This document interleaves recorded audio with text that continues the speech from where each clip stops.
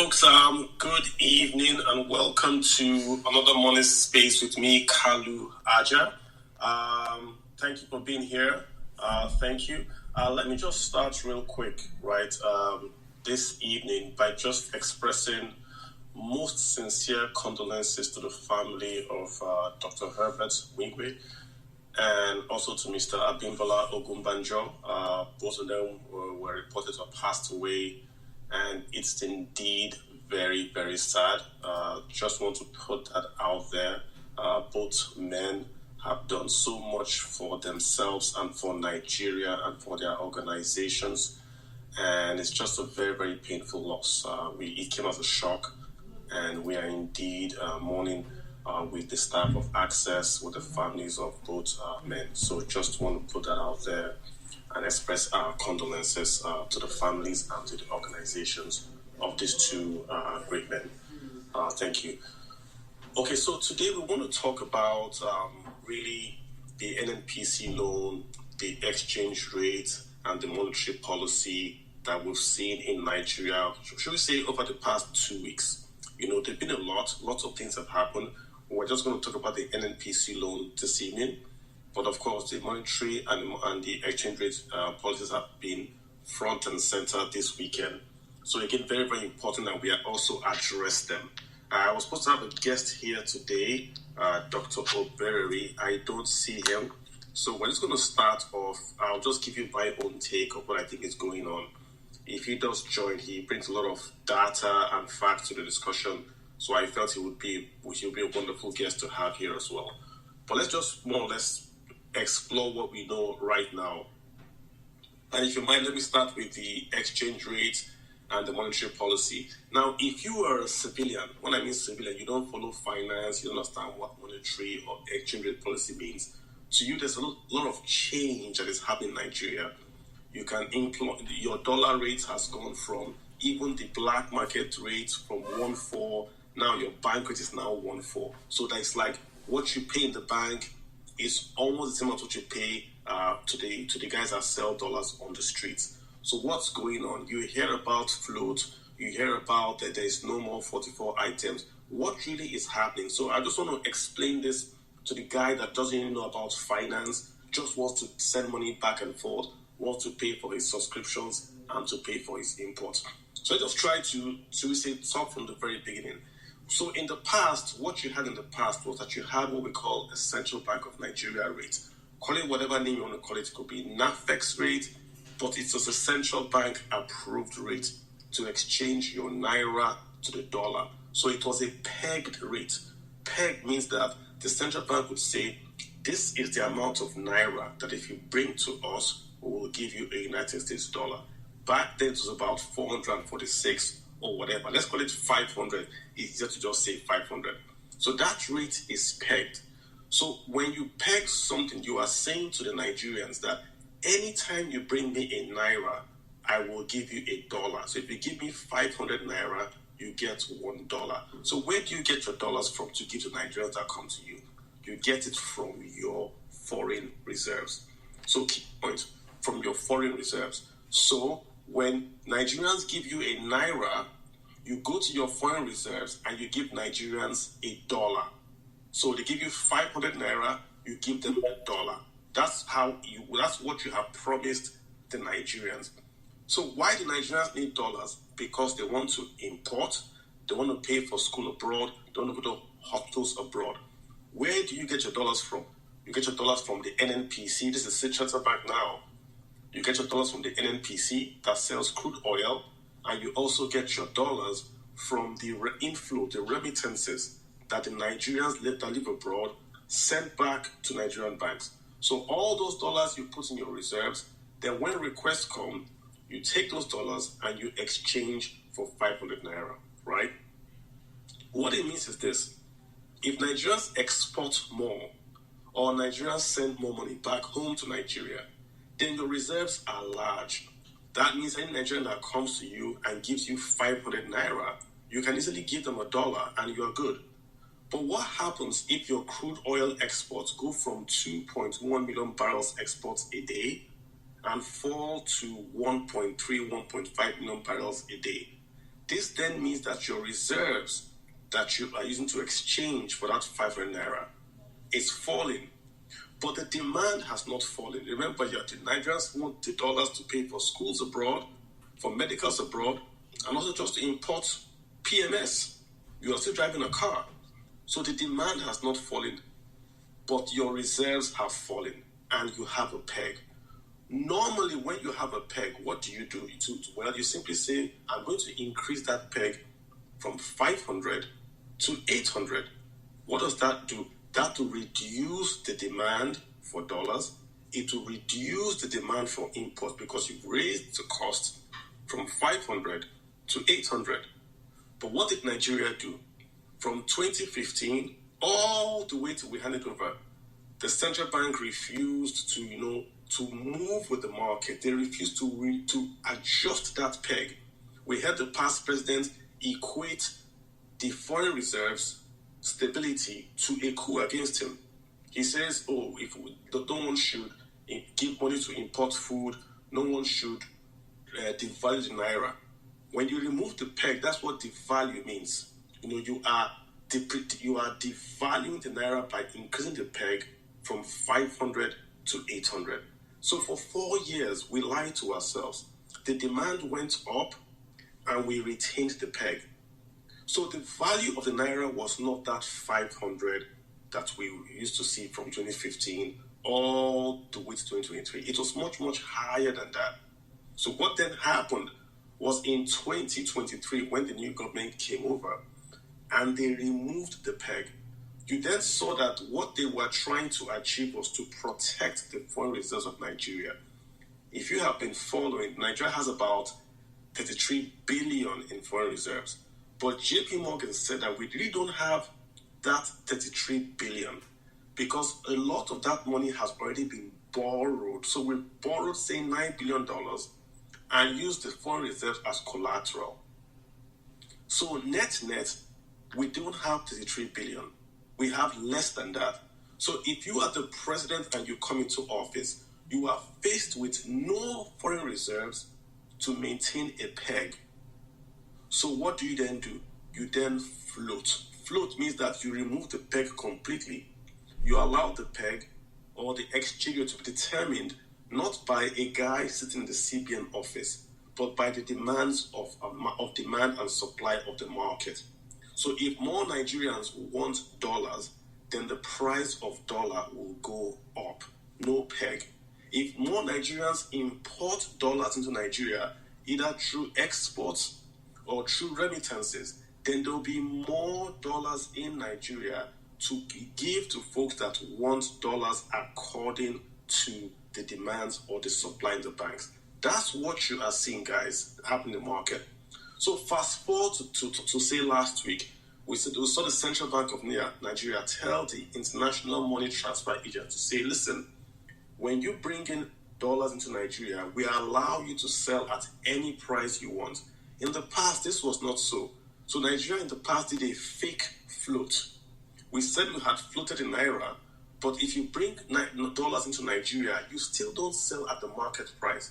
So you saw the black market price, then you saw this CBN weighted average price. That was still, quote unquote, a kind of peg because we told them you could not sell at the market price. But now CBN has told anyone bringing dollars in, if you bring dollars in, you sell at whatever price you want to sell, which would mean the highest or the market determined price. That's one thing they've told them. Then CBN has also said you can't give away dollars in Nigeria. So if someone sends me dollars from Houston to Nigeria, I give them naira. I suspect that rule is because the foreign firm is not bringing their own dollars into Nigeria. That's what I suspect, because what the CBN argument is that the dollars in Nigeria are our dollars. If you want to give a Nigerian dollars, fly in your own dollars from America, bring it to your Nigerian bank and say, this is my dollars. So when the guy in America sends dollars, then you give him dollars. But do Nigerians really want dollars? I don't think so. What Nigerians want is that the naira they hold in their hand can be exchanged at the best exchange rate, the market-determined exchange rate. So that's what you're seeing right now, that the central bank has gone full float. You can bring in your dollars at any market price that you determine you can sell at, because the reserves are going to be protected. Our reserves are nearly zeros, right? You see 33 billion, but they are spoken for. So that's why you see the CBN struggling to pay 2 billion today to these guys to clear the outstandings, to pay some money to airlines, because they don't have the reserves or liquidity to meet those obligations that have been created over the years. That's what's going on. So what will happen going forward is this. Because Nigerians, let me make this point again. The overriding issue with the CBN is that there's competition in the market. In, say, the year 2000, say the year maybe 1990, 2000, maybe 2010, you didn't have this what we call P2P. So if I want to send money to Nigeria, I only had two ways to send money to Nigeria. Either I send the money through my Nigerian bank, so I go to America, I send it through Bank of America, it gets to, say, UBA, or it gets to Western Union. That's the formal way I can send money to Nigeria.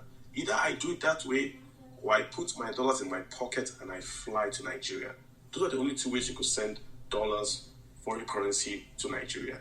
Right now, because of P2P, because of the crypto exchanges, because of this digital fintech that we have all across the world, not just in Nigeria, all across the world, it's possible for a Nigerian to simply go on an app in America and send dollars from the US to someone in Nigeria, and the person in Nigeria will get it. Either he will get dollars or he will get crypto, which he can exchange for Naira.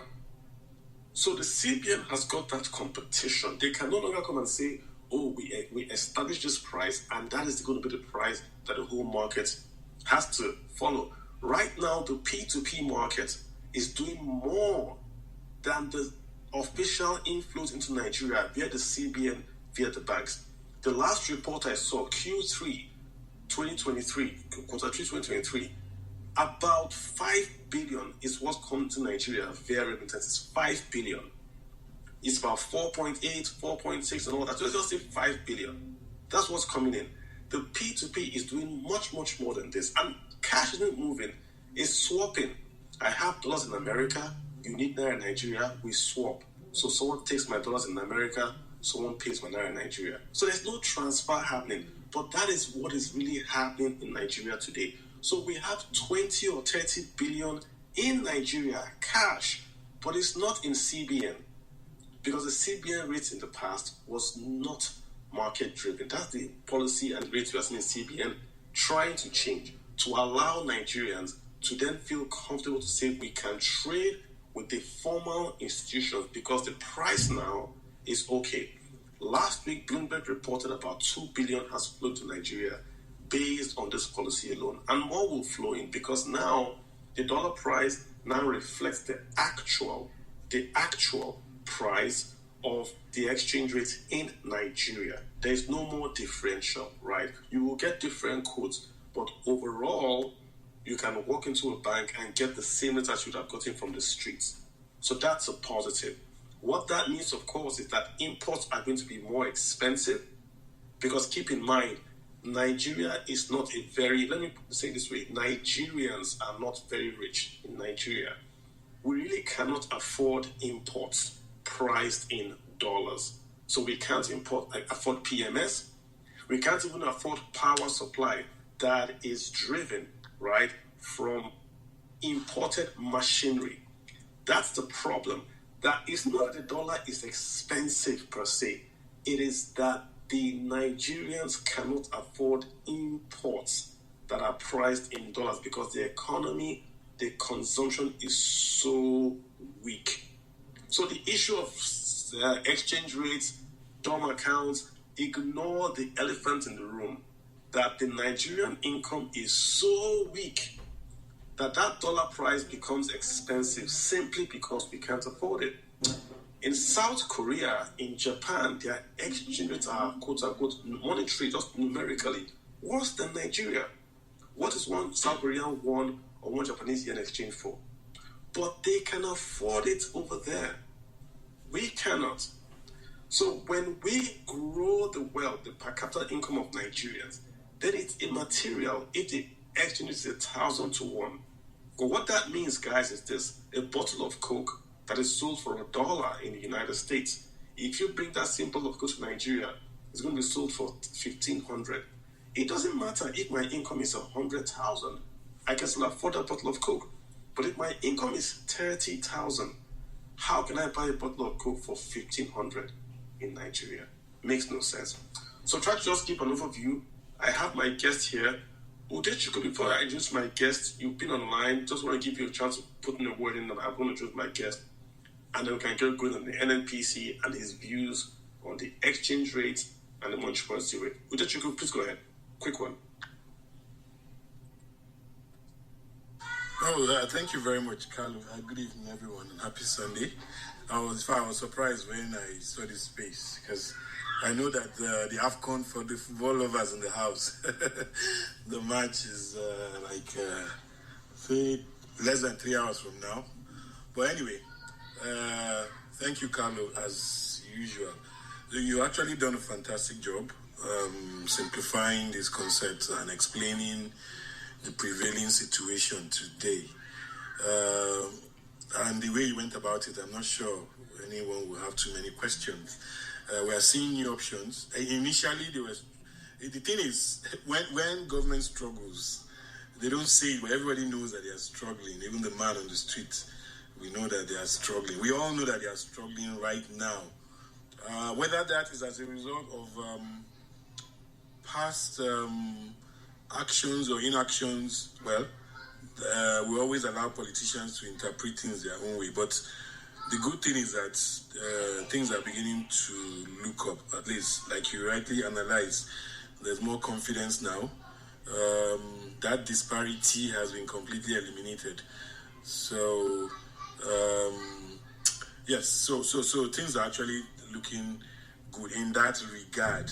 We know that there are other issues. The economy is grappling with other issues.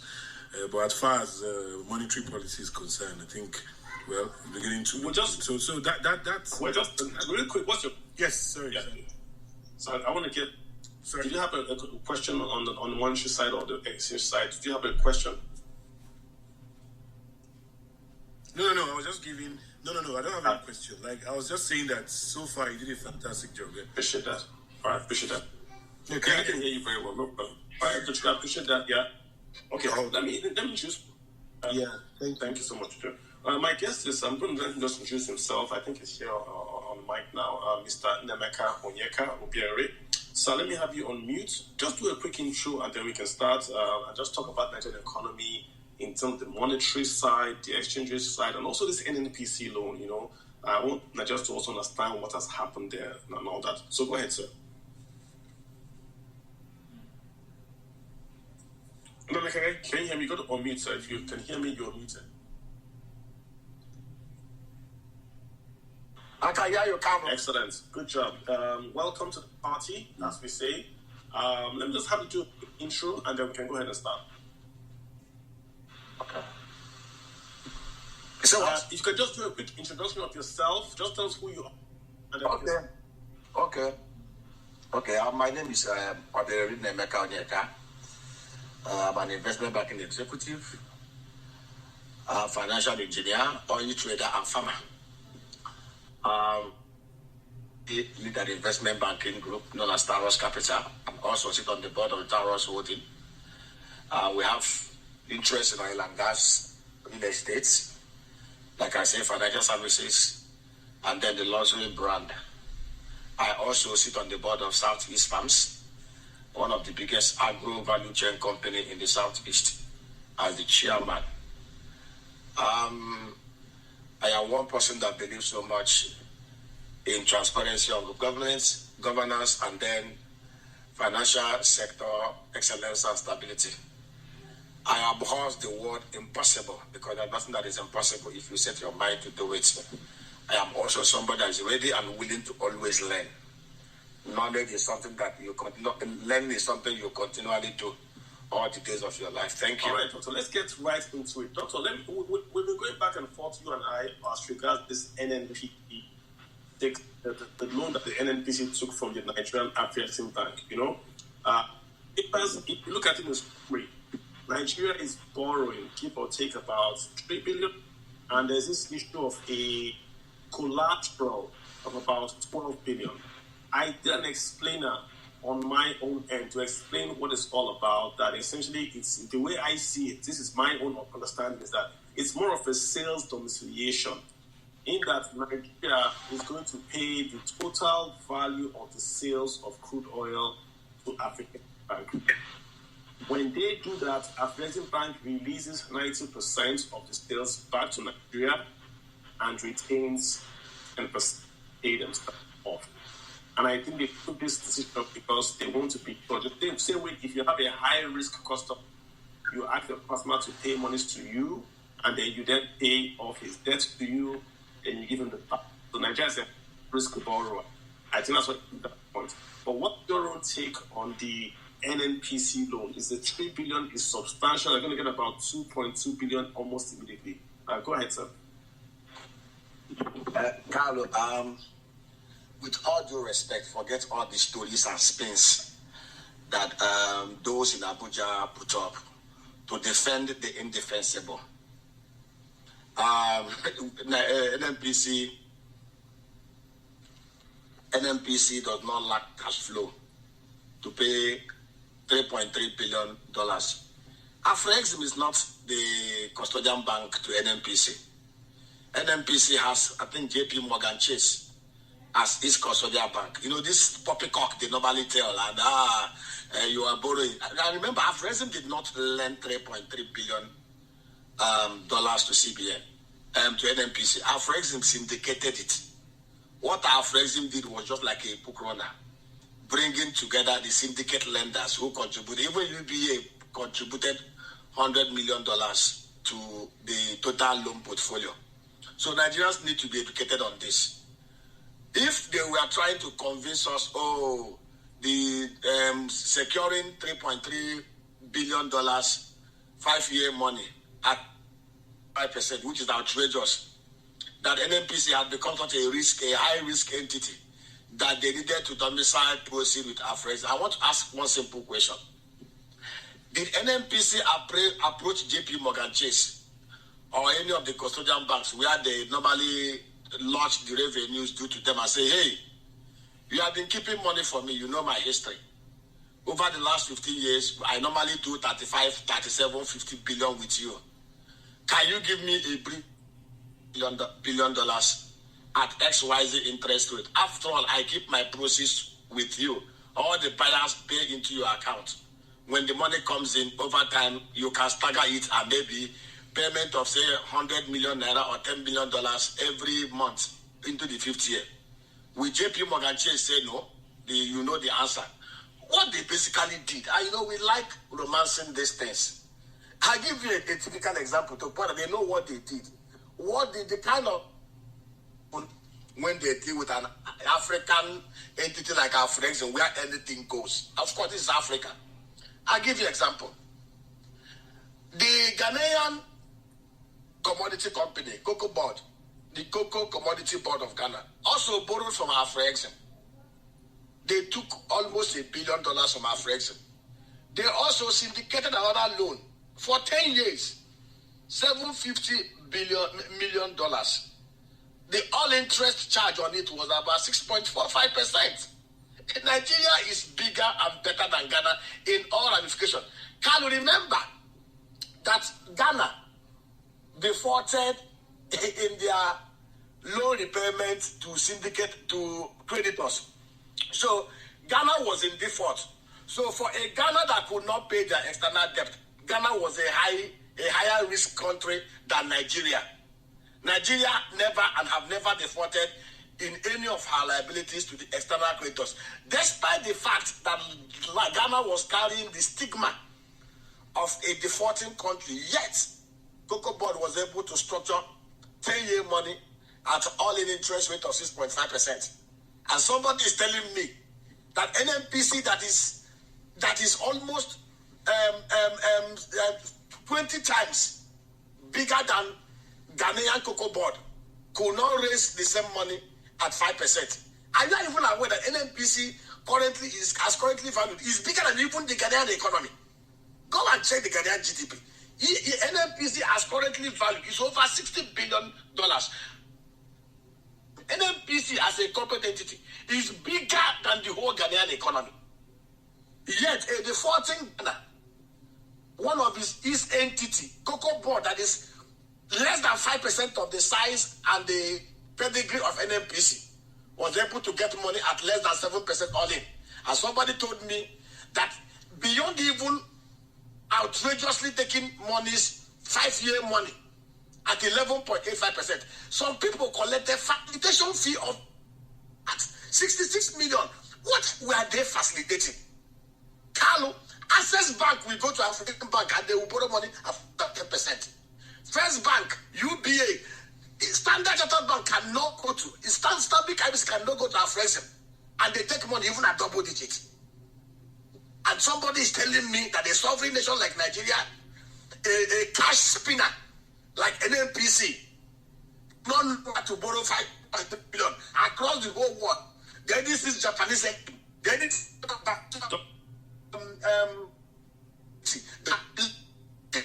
less than 5%. And they spin all manner of things that they spin to deceive the gullible. Carlo, I've been in this business for 23 years. If they have given me the assignment of raising that 3.3 billion, Carlo, let me tell you, and I want it to be on record. I got 10-year money for Bank of Industry at all of 4%. But they did not take that money from a Japanese entity. So if I, as an individual, could scout the market to get that kind of money, how much more those who understand where these things can be gotten? They have done what they did. Good luck to them. Nigerians will pay for it. There's no problem about it. Okay, Doc, thanks for that. Let me just, if I may, let me take the position of the NNPC side. Let me just take that position, if I may. The NNP, we know that Nigeria has indeed borrowed from JP Morgan. The report that came out, of course, you're aware of that, showed that Nigeria had indeed borrowed cash from JP Morgan and that used the reserve as collateral. So that route has been tried, taken, and has been banked, as they say, right?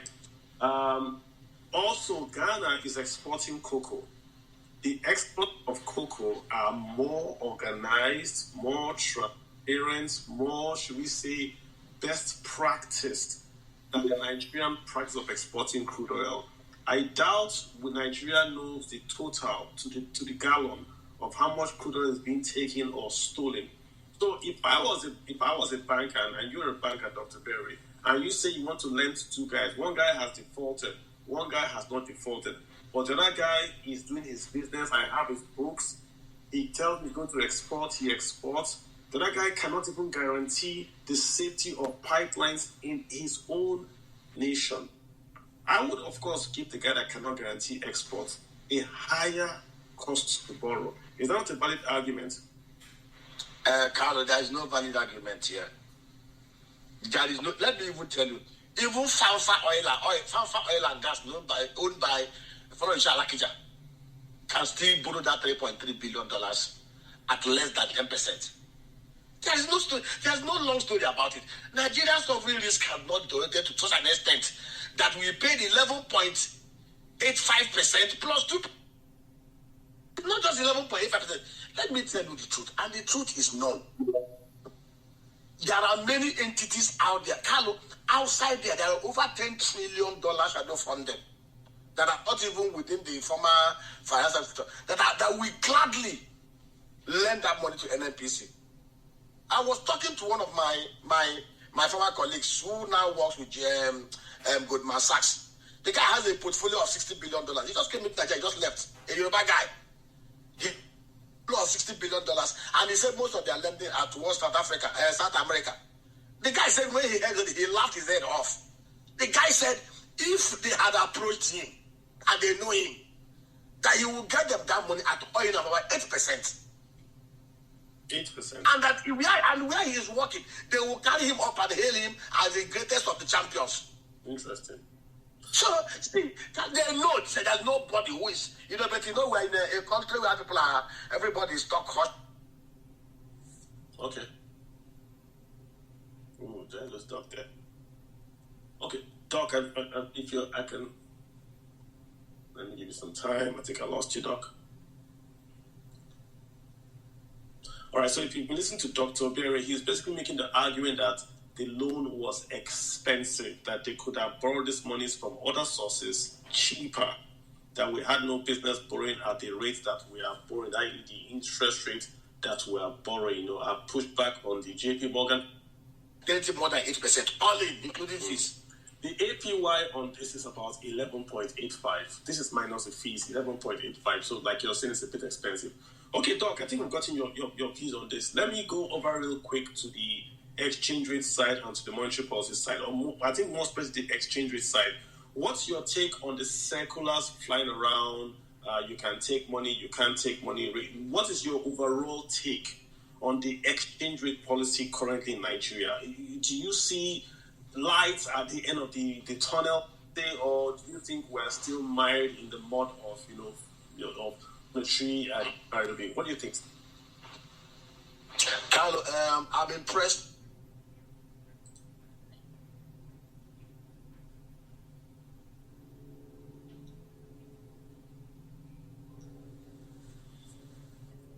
Those were of banking. I always tell anybody who cares to listen. Can you just start again? We lost you at the very beginning. So you said you were. Just start over again. Thank you. Okay, I said I'm very impressed with some of the steps Yemi Cardoso has taken, and not many will agree. Some people who want it to be their own way. Of course, he has reverted back to the orthodox way of banking. No, I always say to anybody who cares to listen, no matter the esoterics, technical jargons anybody may want to import. Is, for example, in lending, it's the 5 C's. It's not the 5 C's, it's not the 5 C's. You can structure whatever you want to structure. The 5 C's remain the foundation of banking when it comes to credit. Yemi Cardoso has gone the orthodox way, and that is the right way to go. Remember, the job or the role of the CBN is clearly defined. Monetary, financial sector stability, lender to governments, banker to bankers. What basically Charles Oludo did when he was there, which Lamido Sanusi did, in a situation like this, he has raised the interest rate on the treasury bills to such a high level that will attract foreign portfolio investors. This is a temporary measure that he has taken to stabilize the economy. It's clear, Doc. I think it's now 15%. That was almost a double jump from about 7 to 15%, meaning that in Nigeria, the risk-free rate is about 15. So if you take your money, you don't do anything, Nigerian government will pay you 15% per annum. The 15% is for 180-day money. The 360-day TBN is 19%. That was the closing bid. And he said 19%. Yes, that was the closing bid. Over 1.8 trillion was mopped out of the economy. And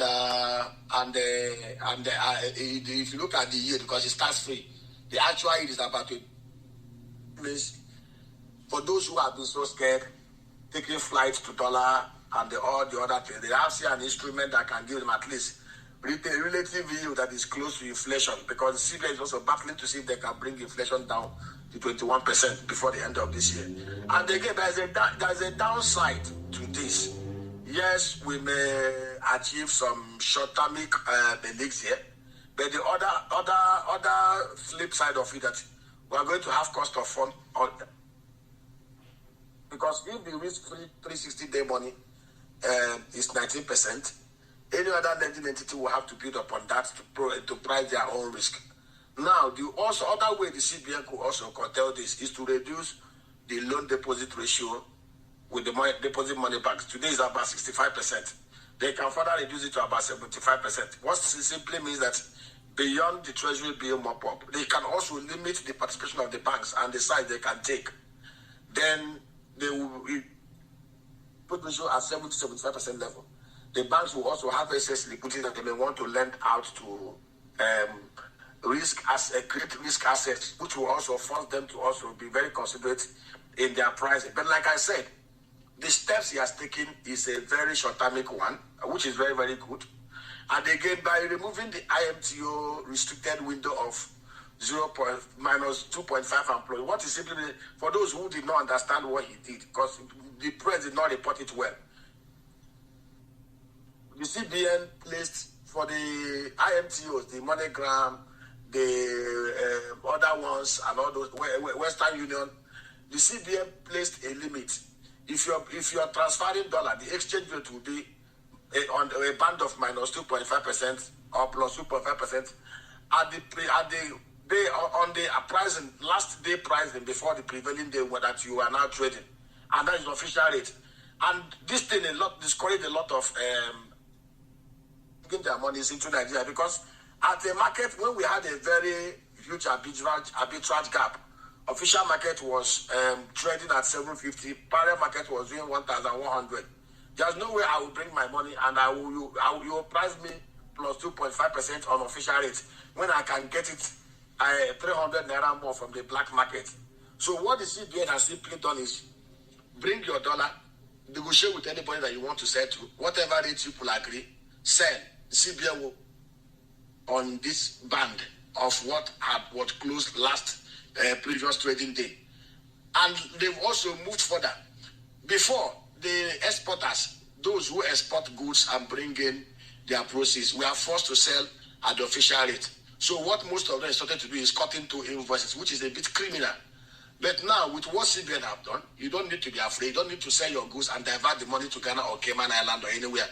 You can easily, freely bring in your naira, sell it at whatever you want to sell, go back into the field to go and buy either your sesame or your cocoa. In fact, with what they've done, I've heard some of the steps taken by some of these cocoa traders and those in sesame. Some of them are even thinking about going into backward integration. There was even one of them that approached me that he wants to set up a microfinance bank to enable him, aggregate credits to the farmers and enable them to develop more so that he can buy more and export, sell here, collect naira, and they expand the farm. So basically, what the CBN has done, in a transparently run market without ungodly interventions of the CBN or any other regulatory agency, it will encourage those exporters to go back into the farm, go backward integration to increase the volume of their trade. In fact, one of the cocoa exporters is a guy that does almost about 120 billion naira annually.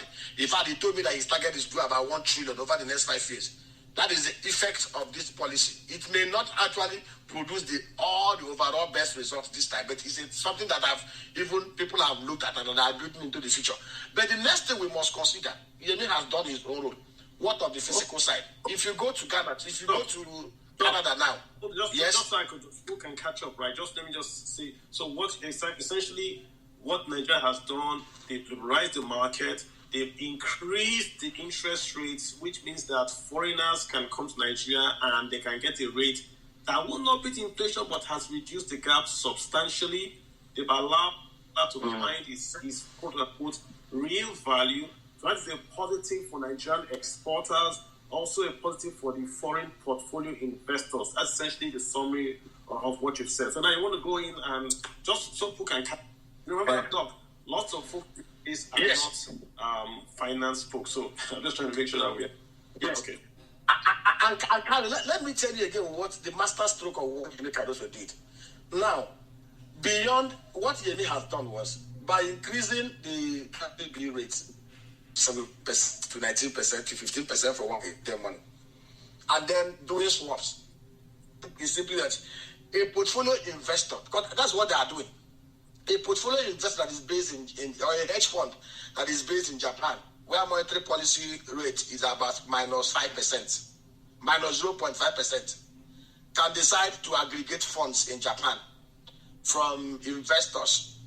And then he may aggregate those funds for just short-term fund for 6 months, for 1 year, and tell his investors, give me $2 billion, I am going to invest it in treasury bills in Nigeria.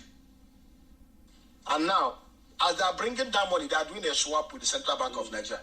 The swap they are doing is very simple. They are telling the Central Bank of Nigeria, yes, I am bringing $2 billion to invest in your treasury bill or to play your capital market. But we are going to pay a premium for you to swap it for us. We are going to be taking, today your rate is 1456 or 1500. Do you agree to do this swap with us? In the next 1 year, we are going to play only for 1 year. We don't want to buy dollar at anything more than 1,500 or 1,510. The CBN will say, okay, yes, we are doing this swap with you. We are charging you this XYZ interest. They may even be 1% or 2%. The investor the portfolio manager already priced it. He has borrowed his money at less than 1 or 2%. Even if he add 2 other percent as the cost of the swap, that's 4%. The man is taking money out, is investing something that can give him 17%.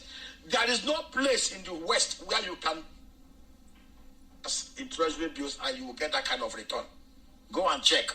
Those are matured markets. So what Yemi Cardoso has simply done is to allow massive inflow of FPIs. Remember that there is so much uncertainty.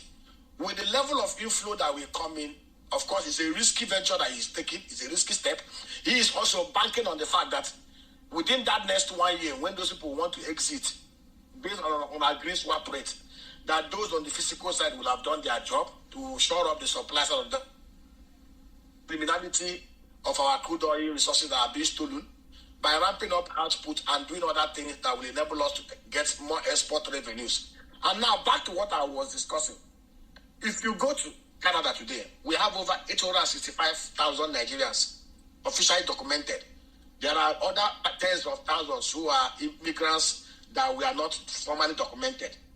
If you go to any shop in Canada today, from Montreal to Ontario to Calgary, Alberta, most of the yams that are sold in most of the supermarkets and retail shops, you will see they are having the mark of made in Ghana, produce of Benin Republic. And interestingly, I heard from the grapevine that most of these yams are yams that are shipped from the southwest and the middle belt. They take them to Togo. They take them to... I can confirm that I have a yam farm. It Yes. says that the Nigerian yam Do it because so they do it. They do. can Continue, Carlo. and export from there. Yeah. Yes. Because the export desk in Ghana has terminals where you can bring it to be 6 hour. So they won't have the case of this incident where, remember that time when Sheba said we wanted to export a container of yam. The yam said in the container after 20 days because of bottlenecks of the agencies there. So over $38 million worth of yam are imported into Canada every year, and most of them from Canada and from Benin Republic and Ghana. And interestingly, most of those yams are from Nigeria. The truth is, the physical managers have a lot of things to do. If they can set up export terminals that are very efficient under PPP framework, make it a single, all the agencies come under one single window. You don't need to have customs checking, immigration checking, NAFDAC checking, under one window. And then make it such a way that any perishable goods that enters that terminal, whether seaport or airport, is evacuated within hours, just like we have in Mombasa, Kenya, like we have in Ghana. And if there is any goods that is delayed for more than 6 hours, everybody here will be sacked. When you set the example, everybody will sit up. Why somebody in Mombasa, Kenya, that is 5,000 kilometers away from any of the European cities, can bring his flour and export it, and it will get fresh, will bring his vegetable, export it, his tomato, it will get to Europe fresh. And then somebody from Owerri that is less than 6,000 kilometers from Europe cannot do the same. Somebody from Kano cannot do the same. Somebody from Lagos cannot do the same. It's out on the physical side. So the role of the physical managers now to support Yemi Cardoso is to put in place the framework, the enabling structures to encourage Nigerians not just to produce what we will consume here, but to encourage Nigerians to go into export of any exportable to enable us to have massive foreign inflow into Nigeria. Doc, let me ask you a direct question. You just said that the moves by Yemi Cardoso are positive. You've said that there's going to be a lot of swap inflows, and we know that if swap inflows come into Nigeria, that strengthens the Naira. Do you see the Naira strengthening from this current 1,415 to somewhere 1,1,000? Do you see that? Are you prepared to go on record on that? Carlo, let me tell you.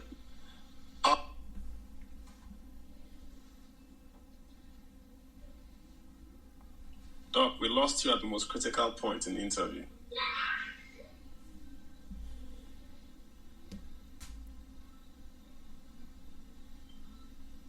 Doc, if you can hear me we can't hear your response. So I'm asked Doc because he has spoken about the moves made by Yemi Cardoso. It's totally correct. The foreign portfolio. What the policies Yemi Cardoso have put in place now is just like, when those trailers are running, the conductor is rushing. Throwing wedge. Yemi Cardoso are able to throw a wedge to stop the truck going down the slope. So it's left for the physical managers to go and fix the brake of that truck, and they need it to ensure that it does not continue to roll when that shock is removed, when that wedge is removed. Because the truth is, the whole world is watching. They know what Yemi Cardoso is doing. They understand how it is, especially as we may have to borrow. FPIs are bringing in money to come and invest in real sector, where I have to begin to grapple with all the issues that we have here. All they need to do is just bet with their monies on risk-free securities. If there are any companies that are doing corporate bond like the top A-listed banks, they can even invest in their corporate bond.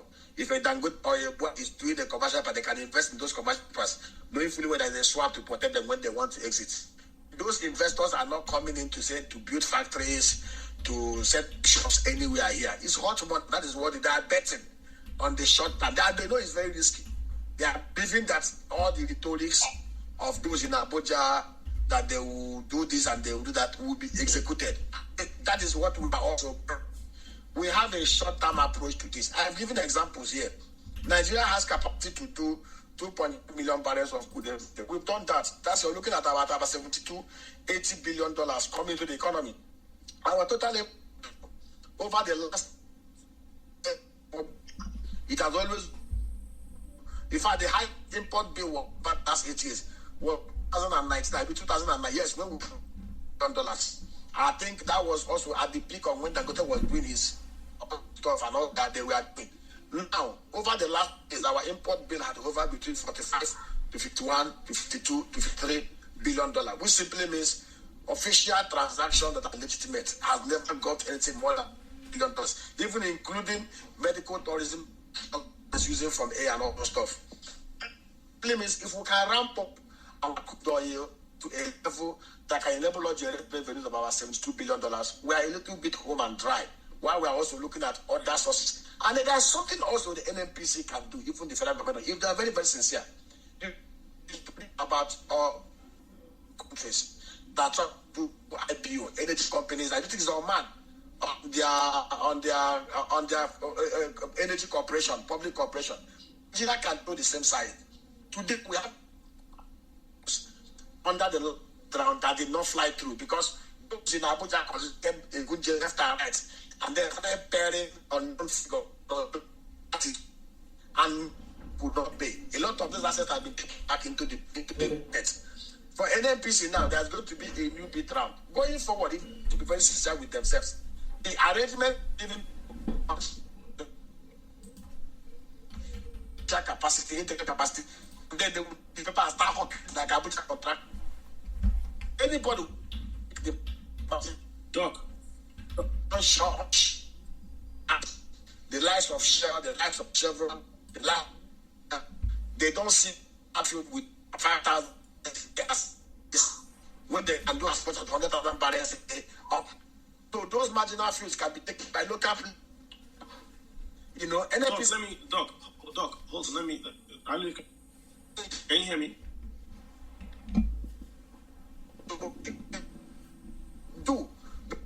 Doc, I had to mute you just to tell your audio was breaking up a bit. If you can hear me, your audio is breaking up a bit. I just want to mute you just so you could check the audio and just come back. But if I just want to summarize what I heard you say, you said basically, and use a good analogy there, maybe folks that don't know, when you see those trucks in Nigeria, those long trucks, the conductor is putting brakes, manual logs of wood underneath the tires so that the truck doesn't move.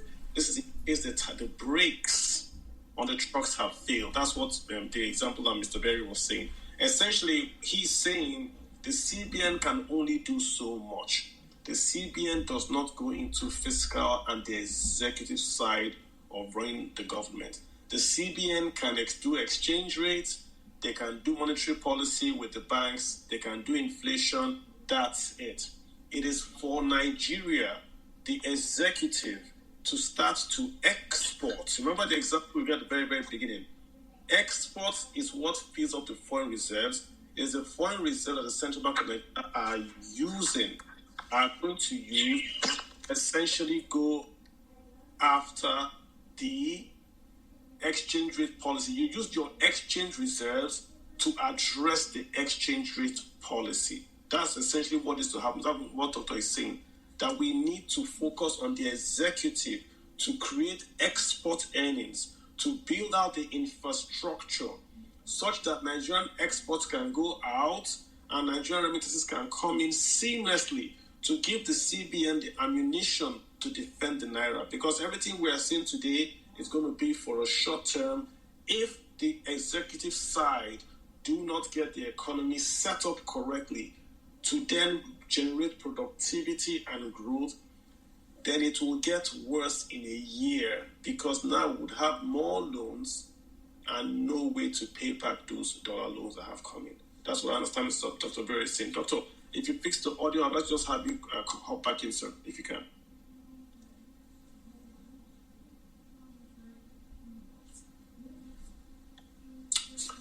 Mr. Berry, can you hear me? Yeah, I think he's just trying to fix that audio and come back in on there. So I'll give him that chance. Doctor, just if once you fix your audio, just request, just unmute and speak. But we have a few guys that have been on the space. Let me just ask him to have a few questions. I've got Austin. Austin Embers, do you have a question or comment while Doctor is fixing his audio? Please go ahead. Austin? Okay, let's get Professor Incredible. I like that name. Professor Incredible. Did you have a comment, sir? Yeah, thank you, Carlo. Good evening, Nigerians. And I wish Nigeria wins today. So I just want to, earlier when you started, you made some brilliant suggestions. And you see, a lot of what Mr. Nameka, Doctor, a lot of what is... Come again? Go ahead, sir. No worries. Yeah, a lot of what he said, I align with. There are still one or two clarity I want to, I need anyway. But let me just first talk to what you said earlier. You mentioned the policy of the federal, of the CBN, and which I also feel they are good policies to actually fix the supply end and to block loopholes. But now, if the banks don't step up their games, see, it's so convenient for me to do this money exchange with any of these apps, and I have my money. I don't have to walk into any bank. Everybody's fine. But if I have to, the bank at their hands needs to actually fix money transfer with probably bank apps. This is it's a question and an opinion. The customer service side of it, or the rate. So wait, your real. So the rates, the customer service is my point. The rates is already, they've been told to fix their rates.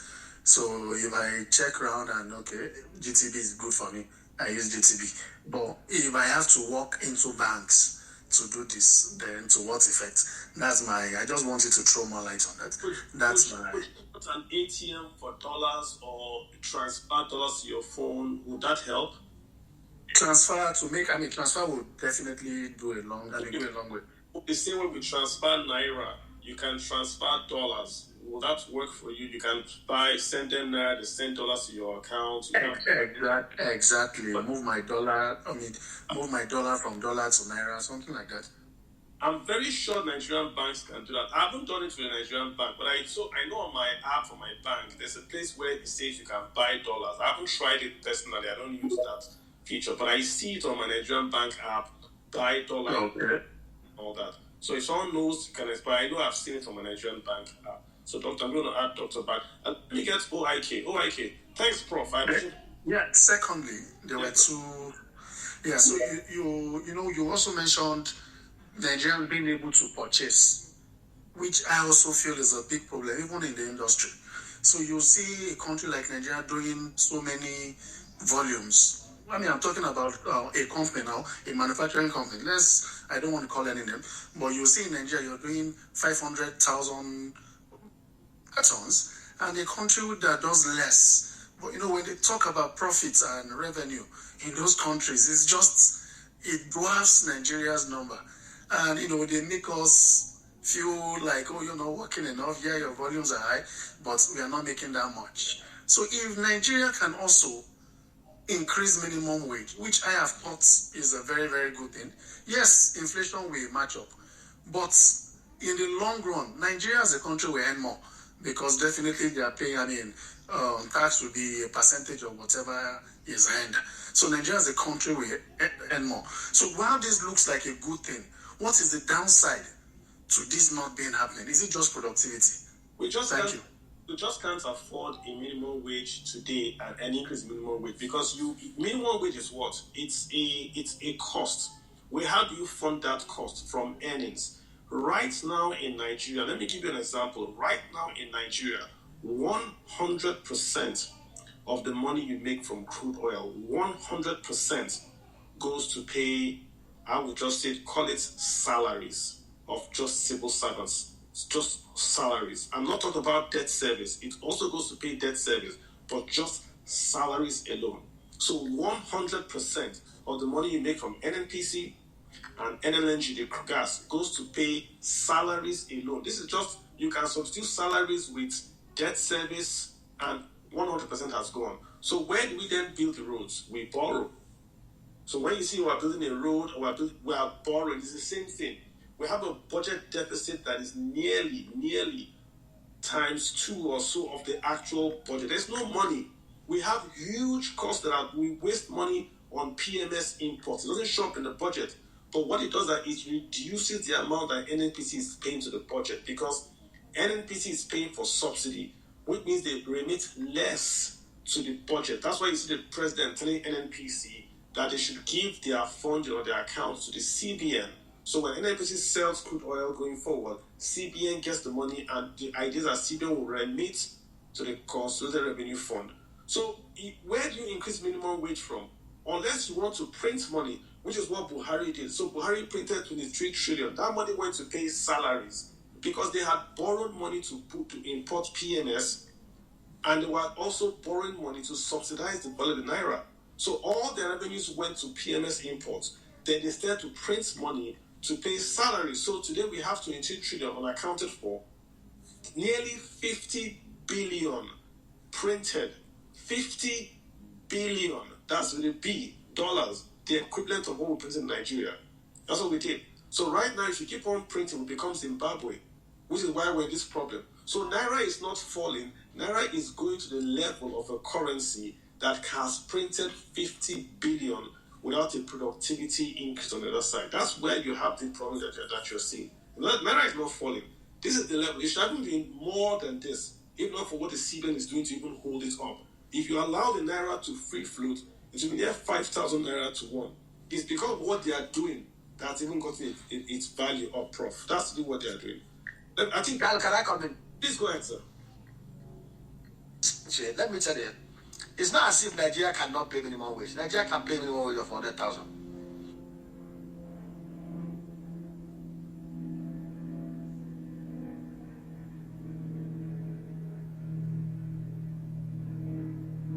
Doc, I think we lost you again.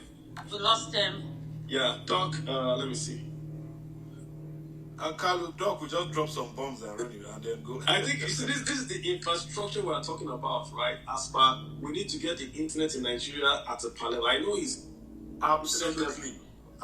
So, Doc, if you can hear us, let me take another question. But I think I answered Professor's question. OIK, do you have a question? I do. Hi, Carlo. Hi, everybody. Please go ahead. Carlo, listen, I kind of sent you a DM or whatever today, but I just want to clarify what is going on, okay? We're floating the naira. That way we have a buying and selling rate that is pretty close. Do we still have a CBN rate, for God's sakes? No. What we have now is this. You can bring in your dollars and sell at whatever price you like to your bank. You can also go to your bank and buy at whatever price they sell to you. So there is no more CBN rate. You know, when they did the first float, they had a CBN weighted average rate. That's what they used to call it, weighted average. Now, CBN has said you have no band. So it's now competition. If you Okay. Thank you. That's what I was thinking. But I was reading this piece. I sent you that from Phoenix.com. I think it's a newspaper in Nigeria. Yeah. And they went on, after talking about floating the Naira and rates and everything, they went on to talk about CBN rate. And they quoted the CBN rate that was ridiculous for dollar, 8.98. So I got lost there. So probably that information was wrong. Or it is wrong. They are quoting the average. That was the CBN weighted average. Right now, even as told the IMTOs, International Money Transfer Agencies, you can bring in your dollars and you can sell without cap. The only thing that they cannot do is to give dollars, which I think is also good. They will give you Naira at their best rate. So that's basically where we are right now. There's no 8.98. There's no black market rate. Everybody is looking out for himself now, right? If you have $1 million, talk to Nigerian bank or your IMTO and say how much they buy from. That's what Doctor was saying. You can negotiate a swap, bring the money in, invest it, and see if you can take it out, or just sell the Naira to your dollars. See, the risk you have when you hold dollars in Nigeria, it doesn't pay you interest. If you just put it in your DOM account, you earn no interest, right? You can buy a Nigerian dollar-denominated bond in Nigeria and earn returns in dollars. I've also suggested to the CBN, I think they want to do that as well, to issue a dollar bond in Nigeria that would pay dollars. As we were talking and people were talking on Twitter, Benin Republic just issued one. They requested for 750. They got nearly 5 billion. Who do you think is a 5 billion? It's Nigerians. Who has dollar in Benin, in quotes? Who has dollar in Benin? No one.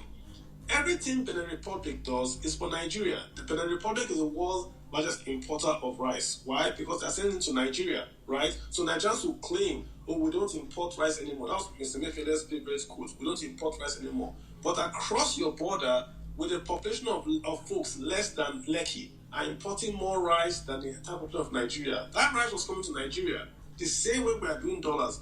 Benin has issued a dollar bond, meaning you go to that dollar bond, you take your Naira from Nigeria's DOM account, you put in that dollar bond, they will pay you interest. Who will they lend that dollar to that they've raised? Nigeria. Benin Republic is going to lend that same 6 billion to Nigeria. And Nigeria will pay Benin Republic 8.5% per annum for 30 years. How do I know this? Nigerian bond issued today, 30 years is 8.5 billion. So Benin is being very, very smart. All they've done, they've used their credit rating to borrow 7.5 to borrow $750 million. They will go and buy Euro bonds issued by Nigeria and earn 8.5. What are they paying on the bond today? Who will give them money? Nigerians. What are they doing to Nigerians? So Nigeria is their big daddy. But they are doing what we should have done. If the CBN issued a dollar bond, we are able to keep those dollars or to remove the dollars from DOM accounts into where the CBN can use it. The dollars are in Nigeria, but the CBN cannot use it because they don't have those dollars. Doc, I see you here, but let's see. Okay, so what has been stopping Nigeria from doing the dollar bond? Because you can't do a dollar bond. Nigeria's official currency is in Naira, not legal tender. People confuse legal tender with official currency. The official currency that the CBN can issue currency is Naira. So you have to pass a regulation or a guideline to say you can issue a dollar bond, which is what I think they've done or they want to do. So that will bank. Now you can issue a Euro bond, meaning that you can go outside Nigeria and borrow dollars for Nigeria, but you can't in Nigeria issue a dollar bond in the past. Now they will allow your bank to issue a bond, Sukuk bond, investment bond in dollars. So why would I keep money in the DOM account in Nigeria when I can give it to a dollar bond and dollar coupon? So I eliminate the exchange risk, right? That's essentially where they should go to. That way they can grab that 30 billion and invest it. So everybody's happy, government is happy, everyone is happy. That's where they should go to. Because Ben has shown the way. It's not hard. These things are not hard. They make it look so complicated. It's not hard. We're moving too slow. I keep making this point. Nigeria is moving too slow. We ponder. We are moving too slow. We are competing. P2P boys will not take 2 seconds to do what Nigeria should be doing. We are moving too slow. If we do the right thing a year from now, it's wrong. If you do the right thing a year from now, it's wrong because you wasted that time. We are too slow. Bankers are not slow. Mr. Agbo, Chino, so how you doing, sir? Oh, okay, you're good, right? I didn't get any memo from you on DM, but I think you should be good. I'm good. Thank you. Doc, I'm adding you back in here. Doc, you said you are dropping bombs and leaving. So, Doc, I've added you back. Agbo, please go ahead before Doc comes in. Okay. Okay, thank you so much. I don't know if you can hear me. We have. Okay, fantastic. I think we've received some beautiful input so far. But my concern is on the aspect of the policies that have been introduced and the long-term impact on the outcome, not just in terms, because when we are looking at the economy, we are not just looking at the inflow and outflow of resources. We are also looking at the other macroeconomic variables in terms of employment, in terms of so many other variables as well. And we did some modeling about 2-3 weeks ago, where we took some of the policies and then we modeled for the next 10-15 years, and then we were able to factor in some other variables, including both climate change, and so many other variables, included there. And you could see that most of the policies being introduced, especially at the fiscal component, not just the monetary policy now, they were just introduced, if I can say, most were not properly thought through. It's easy to create these documents and then either get them published or get them approved at the FEC. But by the time you begin to model the operationalization in terms of the outcomes of most of these policies, you could see that the long-term impact is not as positive as some of the short runs we are currently having. And when we did that modeling, the outcome wasn't so fantastic, because we picked some of the vital policies, and then we were able to layer them over to see what the potential outcome would be. It may surprise you to know that most of them, even though at the initial kickoff stage may lead to what you can say maybe increase in possibly maybe the household income, for example. But by the time you begin to model down to 10 years, 15 years, towards 30 years, you could see that. Give me an example. Give me a clear example. Pick one thing you've done. Give me. Okay. For example, we took some policy, the native policy from Agri, for example, that was supposed to run for between now and 2030, and then layered that over with the updated NDC and the climate change policy, for example. So in terms of operationalizing, because under the climate change policy, we begin to look at the carbon market instrument as well, which can also feed into the forest crisis if properly operationalized as well. I don't know if you're getting clarity. I'm talking about that. Yes, I'm talking about that. What carbon policy are you talking about? Okay, so let me take it again. That's what I'm saying. By the time you begin to look at only the monetary policy, and the physical component has other policies in terms of both sectoral policies that are also supposed to drive these processes. So I now give an example for we did a causative analysis for the National Agricultural Technology policy, the native policy. Now we layered that over with the updated NDC, which is the National Climate Contribution, all right, and then also layered it over with the ETP, the Energy Transition Plan, and then with the National Climate Change Policy. Now, these policy instruments are supposed to trigger, when operationalized, are also supposed to trigger investments, which under those investments, project pipelines are supposed to be created under those policies, which are supposed to drive the investment in that area. So, for example, if I take the native policy and then you bring in now when you operationalize it, you discover that at the short term, we are going to have massive increased deforestation, because we are going to have increased land development for agricultural production, for commercial scale production, for example, which will have a negative impact on the climate, and then further increases the exposure. What you're saying is, for instance, is this: we cut the trees in Abia State to plant oil palm plantations. So then, because Okay. In Abia State, you are saying to have negative climate change. That's what you're saying. Yes, I'll just give you an example with one of the policies, for example, right? How?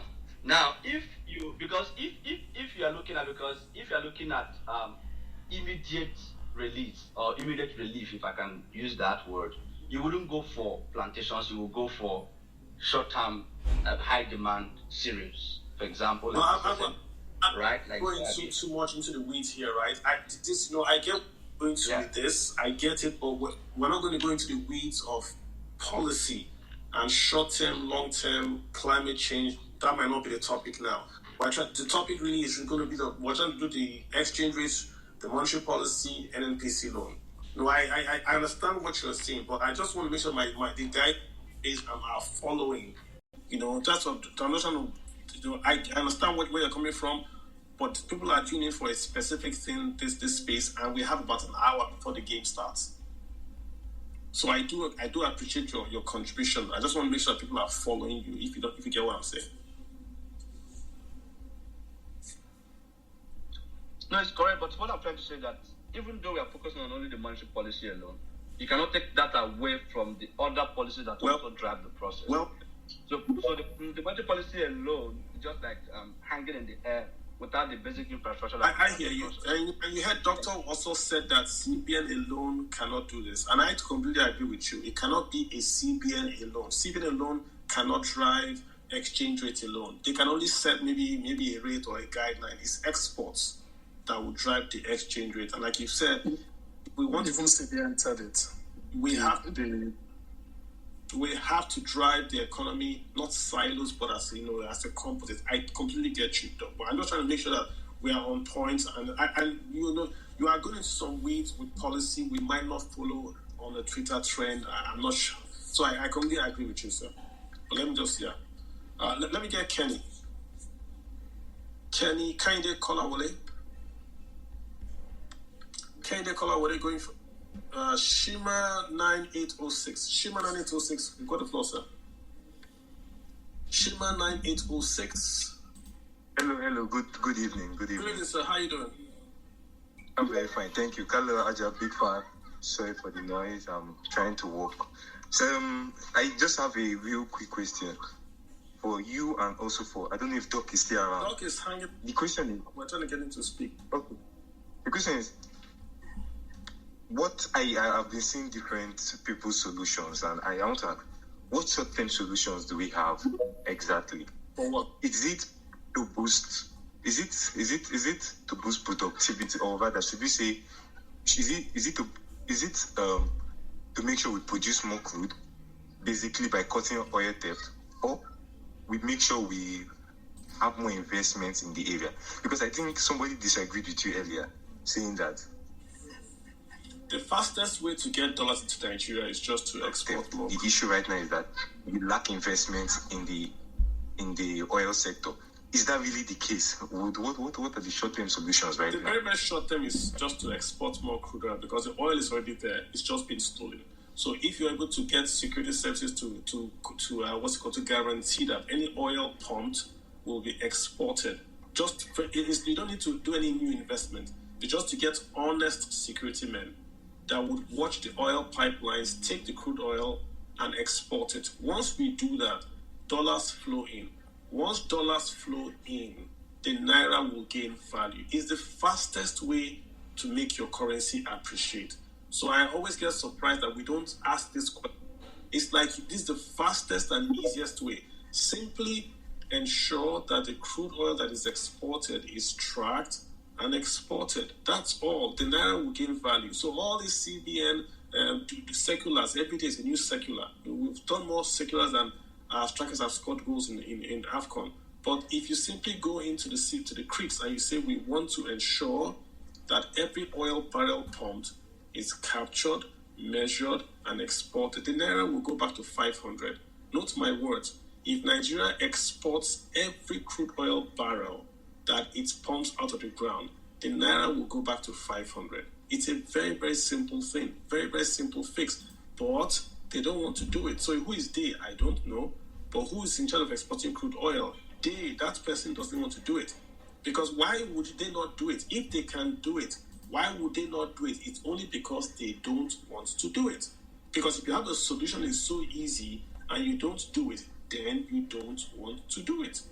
End of story, right, Shin? So, Shine, that's your answer right there. Doc, I don't know if you're back with us.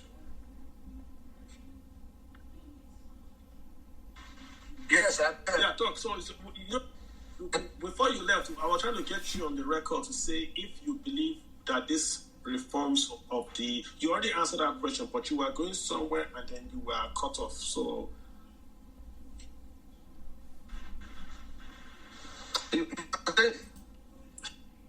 Submit what? No, I mean, you were going somewhere and then you got cut off at the last time we spoke. We were talking about the monetary policies. We were talking about the fiscal side as well, complementary with the... So what the truth is, if the physical side, like you just summarized it, if the physical side of the economy, the governance and the presidency, can muster courage, muster political will, muster honesty to protect our oil and gas resources so that everything we produce is sold without being stolen or lost through inefficiencies, the naira will appreciate so much against the dollar. It's a very simple law of demand and supply. Like I said, our legitimate import bill not tainted by corruption and criminality is less than 53 billion. It's about $53 billion. Nigeria has capacity to sell crude oil and attract diaspora remittance. Let me tell you, Carlo, if we're able to consistently bring in about $150 billion into this economy every year and able to checkmate and rein in the criminal demand for the dollar, I bet you the naira will so appreciate against the dollar that we'll be wondering if there's a wildfire chasing it down. The challenge here is not the monetary policy managers. The major challenge here, 90%, are the fiscal managers.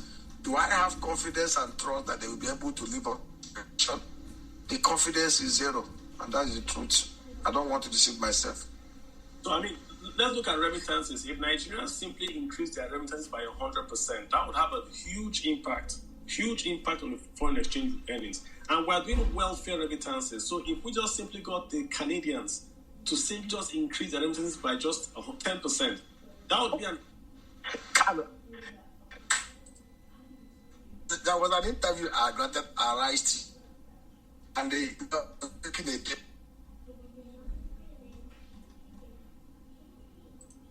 Yeah, we lost Doc again. Doc, we lost... How do you guys meet? Yeah, Doc, I'm so sorry. Doc, I'm so sorry. Your audio is really... Doc, unfortunately, your audio is bad. We really want to hear you out and get your thoughts, but your audio is really keeping us back. Let me get Ola. Ola Edwards. Ola, what's your take on what you've heard so far? Hi, thanks so much, Kalu. So I've always followed your write-ups, and I in a lot agree to so many of your propositions. The topics, the 3 points you wrote today, I just want to pick on maybe just one, and how maybe hopefully one of them would have. I mean, they all have correlating effects anyway. The monetary policy. So in quick, as I think the last speaker was saying, mentioned also added to the monetary for sure.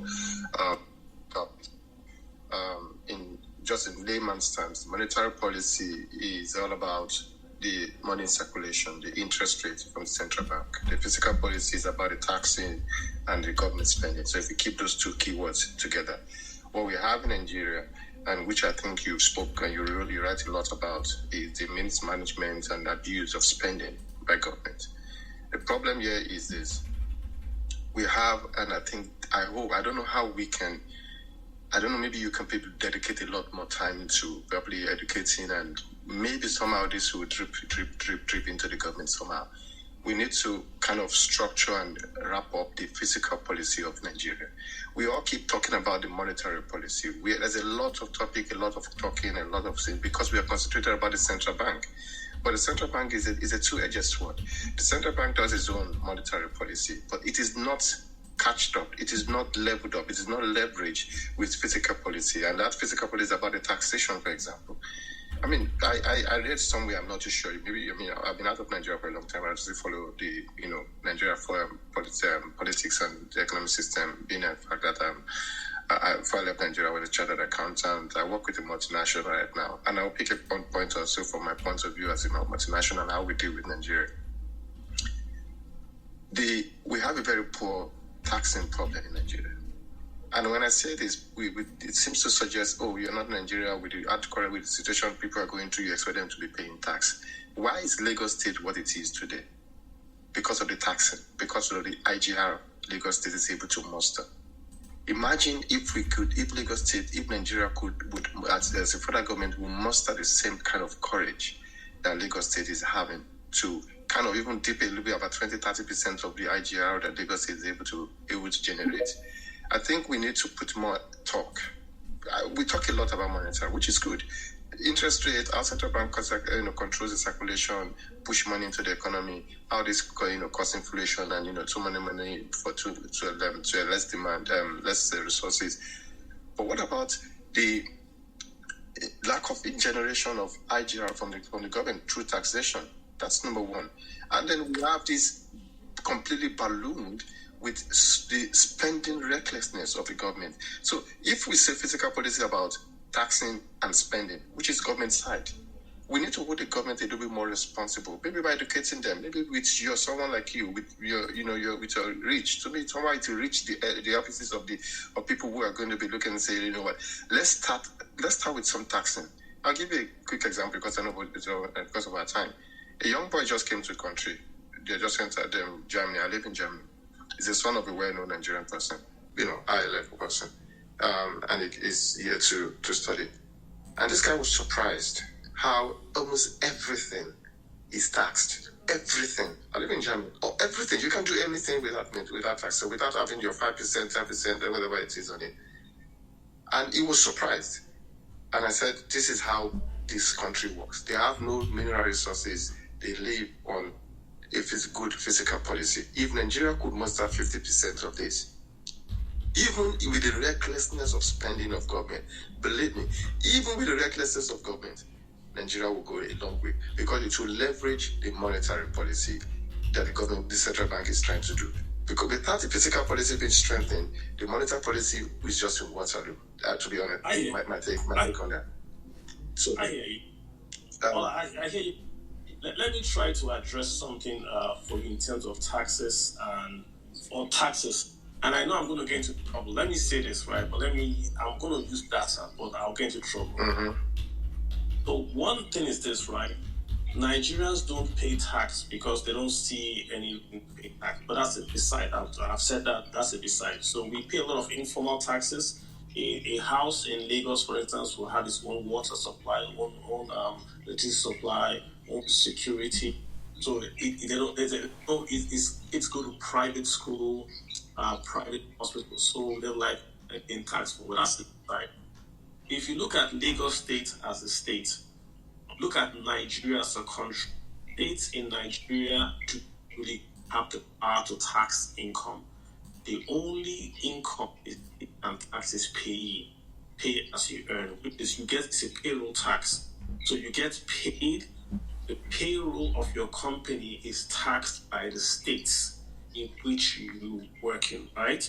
So if you take it like Gombe State, Gombe is the number one state in Nigeria according to the ease of doing business. So if I set up a business in Nigeria, I go to Gombe, you're going to get more incentives in Gombe than Lagos.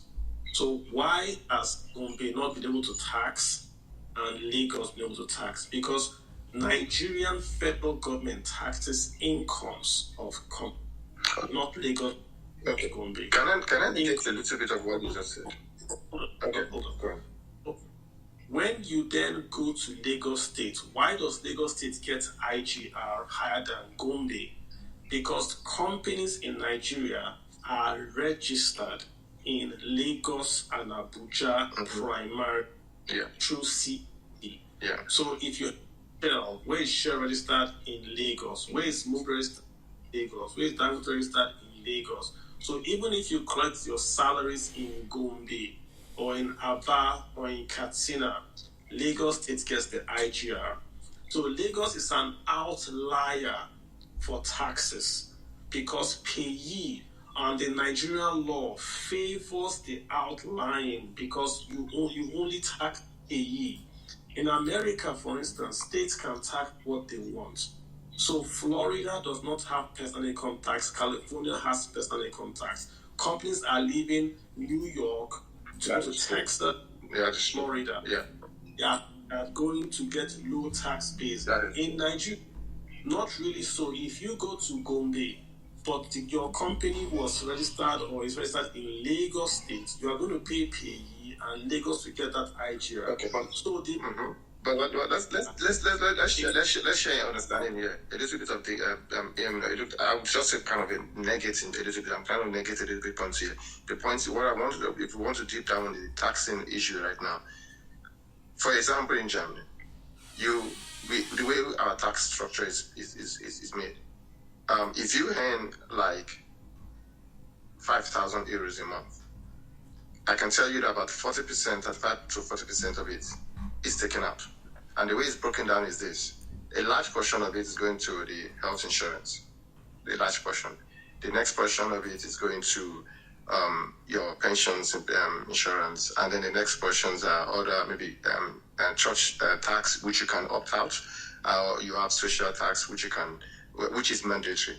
Now, those taxes are good, are largely going to the government.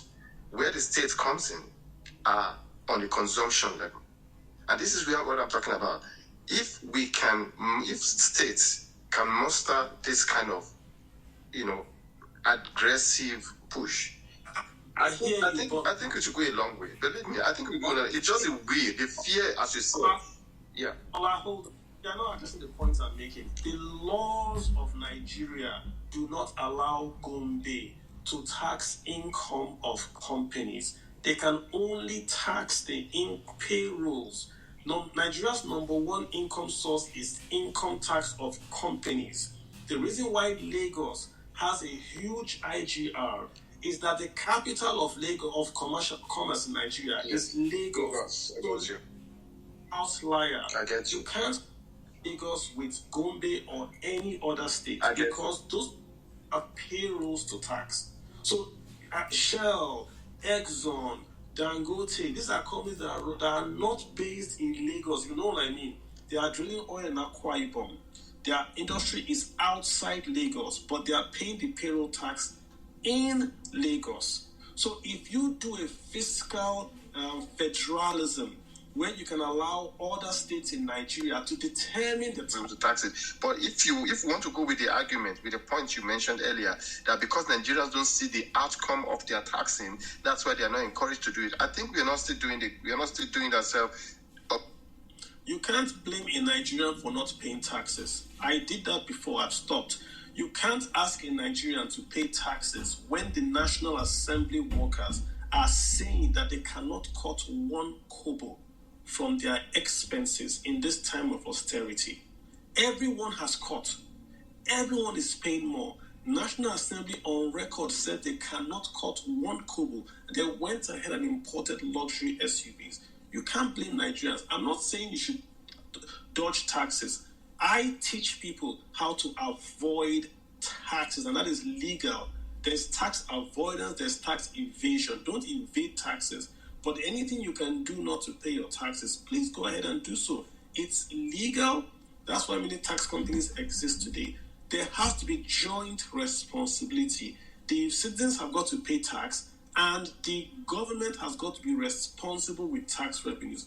We can't make noise and say you want to buy a 5 billion naira yacht for the Nigerian Navy, and you go ahead and buy it and come back and say, please pay your taxes. There's got to be joint responsibility. And to your final question, VAT is created in Lagos because Lagos has invested in assets in Lagos. So VAT is a tax on consumption. So the Lagos State invests in red line, blue line. More people come to Lagos State. They have a deep sea port. They create more VAT. That then boosts their bottom line. That's one way to do it. If you allow the same rules for VAT to apply to the federal income tax, then all states instantly become viable. You can't tell Lagos State they can collect VAT, but they can't collect income tax on corporations. What's the difference?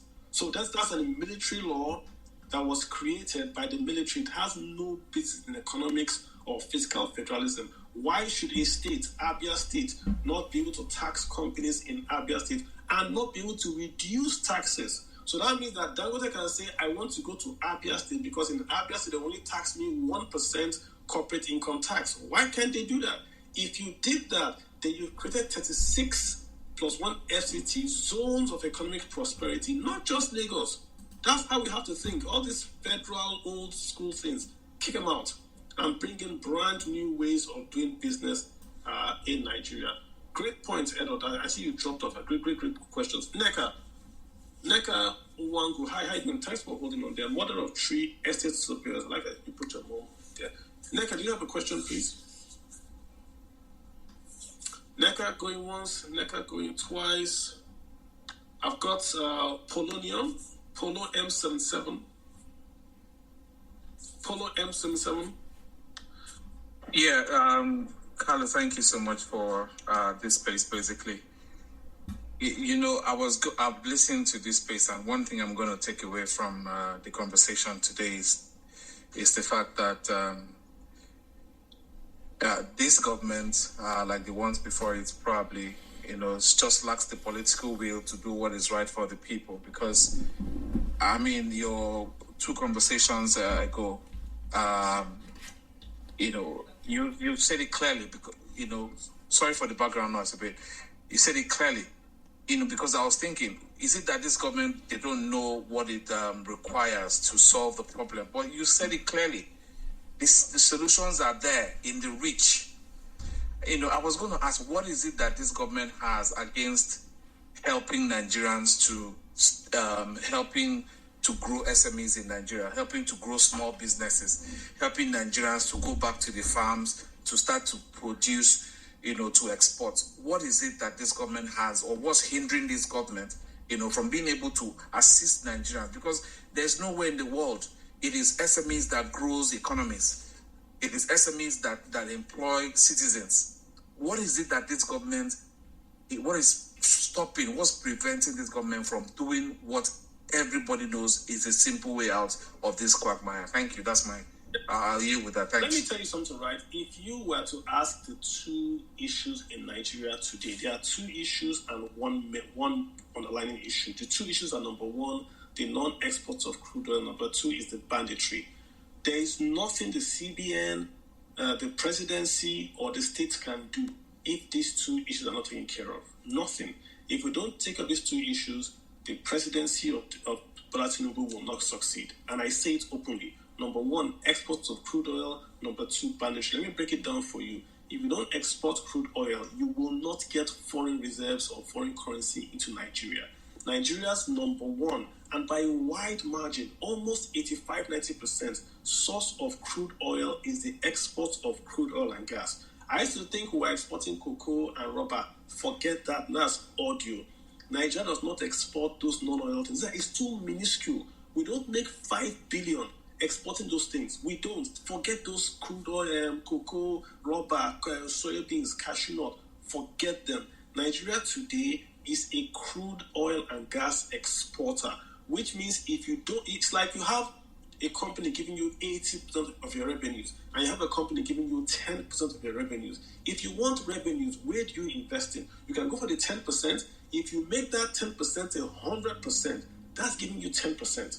If you make that 80%, even 10%, that's 8% on your 80%. I know the math is failing me, but if you invest more on your largest source of revenue, then you get more just by volume. So why are we not focusing on oil and gas? That's number 1. So without oil and gas exports, the CBN policies and this government's economic policies will fail. The reason why we are boring is because we are not exporting crude oil. That's number 1. Let's talk about number 2, the bandits. Why are bandits important? Because bandits are restricting the food supply across Nigeria. Why is food important? Inflation in Nigeria is driven by food. Food makes up 51% of the consumer price index that tracks inflation. What that means in English is this: if the price of food goes up, inflation goes up. So you in Lagos that wants to buy an Apple phone from a bank, want to take a loan to buy an Apple phone, that Apple phone, the bank will charge maybe, let's just assume 10%. If bandits in Katsina or in Kebbi strike and the price of food becomes expensive in Katsina and Kebbi, it affects the price you will pay for your Apple phone in Lagos. It's linked. Food drives inflation. Inflation drives interest rates that the CBN set, the monetary policy rate, and that drives what your bank will charge you. So, to reduce interest rate in Nigeria, you go to the source. You take away the bandits so that there's food in the economy. If there's food in the economy, interest rates fall. If interest rates fall, your cost of doing business as an SME and as a consumer also fall. If you can't take away the bandits, you open up the ports. You can't let Nigerians suffer because you can't kill bandits. You open up the port, you allow food to come to Nigeria free of charge. That would mean that the cost of tubers, plantains, meat, fish will fall. You give Nigerians a salary increase because they are spending less on food. If they are spending, they are consuming. If they just are consuming, that creates jobs and productivity. Right now, we are covering our eyes from the sun. We are saying we will not allow local food because we can't kill bandits, and we'll also close down our borders. We are killing ourselves. So food is expensive. Local food is expensive. That's just it. Those two things, if you don't take care of them, oil exports and food supply to the cities, no economic policy you do will succeed. Write it down. This is the issue. So whatever we say is good, is short term, until you fix these two issues, nothing economic will happen. No economy can grow with 28% inflation for an extended period. There's nothing wrong with when we had COVID, inflation went up in America to 9%. Now it's down to 2%. That was a shock to the system, right? You can't have an economy in Nigeria where inflation is double digits. I'm not talking about 11, about 20% for months. It's been 20% plus for months in Nigeria. How do you plan? How do you save? It's impossible. Sorry, Fola. Sorry, Carlos. Sorry to. We know this. We know the problems, But I was just trying to solicit some help from you to, if you have been able to identify what the problem is, what is stopping the APC government from doing what you have said, because the solution is there. Why can't they do it? I wrote my point. If you want, I'll retweet it again. I'm going to retweet my solution. Number one, go and get a navy, either the Dutch Navy or the UK Navy, and you give them a contract to patrol the Niger Delta, and I should stop all oil theft. Someone will say, why are we getting the Dutch Navy or the UK Navy? That's against our sovereign, whatever. That's nonsense. Your Nigerian Navy has not stopped the theft of crude oil. Literally, Nigerian Navy arrested a ship, took the ship to the Nigerian Navy port. The ship disappeared. Not once, not twice. Google it. Don't listen to what I'm telling you. Google it. So we have foreign. They were bribed. I used to work for the Navy, Worry. Okay, just see, we have foreign technical advisors for the soccer team. So we understand that soccer is so important that we hire a foreigner to coach Nigerians, so Sime, to go and score goals in AFCON. But we can't hire a Nigerian Navy. We can't go into a partnership with a Nigerian Navy ship to block the entire coast of the Delta, because oil theft is very easy to stop. They have to export that oil, and you can't put oil in your pocket. So once you stop the oil, you stop the theft. That's number one. For bandits, the same thing. Bring in, if you can't do it, hire mercenaries. These bandits you are seeing are going after the natural resources. They are going after the gold, the lithium in those zones. There isn't banditry as an excuse. So they come into a place, they shoot, they kidnap people to cause fear. So the people run away because they are afraid of bandits. Then miners move in and start to export the gold and the lithium. I wanted to see in Kwara, they caught trailers exporting raw sand. You know that sand is lithium. Lithium is per pound more expensive than crude oil. So the oil solid mineral revenues in Nigeria and nothing to it because it's been stolen. So this is what you have to do. Bring in third parties. If you can't trust your cook, eat outside. The same way in Nigeria, if you can't trust your armed forces to stop the theft of crude oil, then the parents should go and get mercenaries. Hire a foreign security services to give them a simple mandate. No crude oil leaves the Niger Delta unless how many ships pass in a day? The parents should sign them. It's bureaucratic, but you get his money. Same with the bandits. Go in there and eliminate them. If you don't do it, CBN policies and the economic reforms of this president will not succeed. You can't bring down inflation until you bring down food prices. That's just it, guys. That's just it. Really. Okay, James Sule. Hey, guys, I wish we're going to... Can I ask a question? You said inflation in Nigeria is tied to 51% is tied to food. What about in the US? How many percent is tied to food or medicines?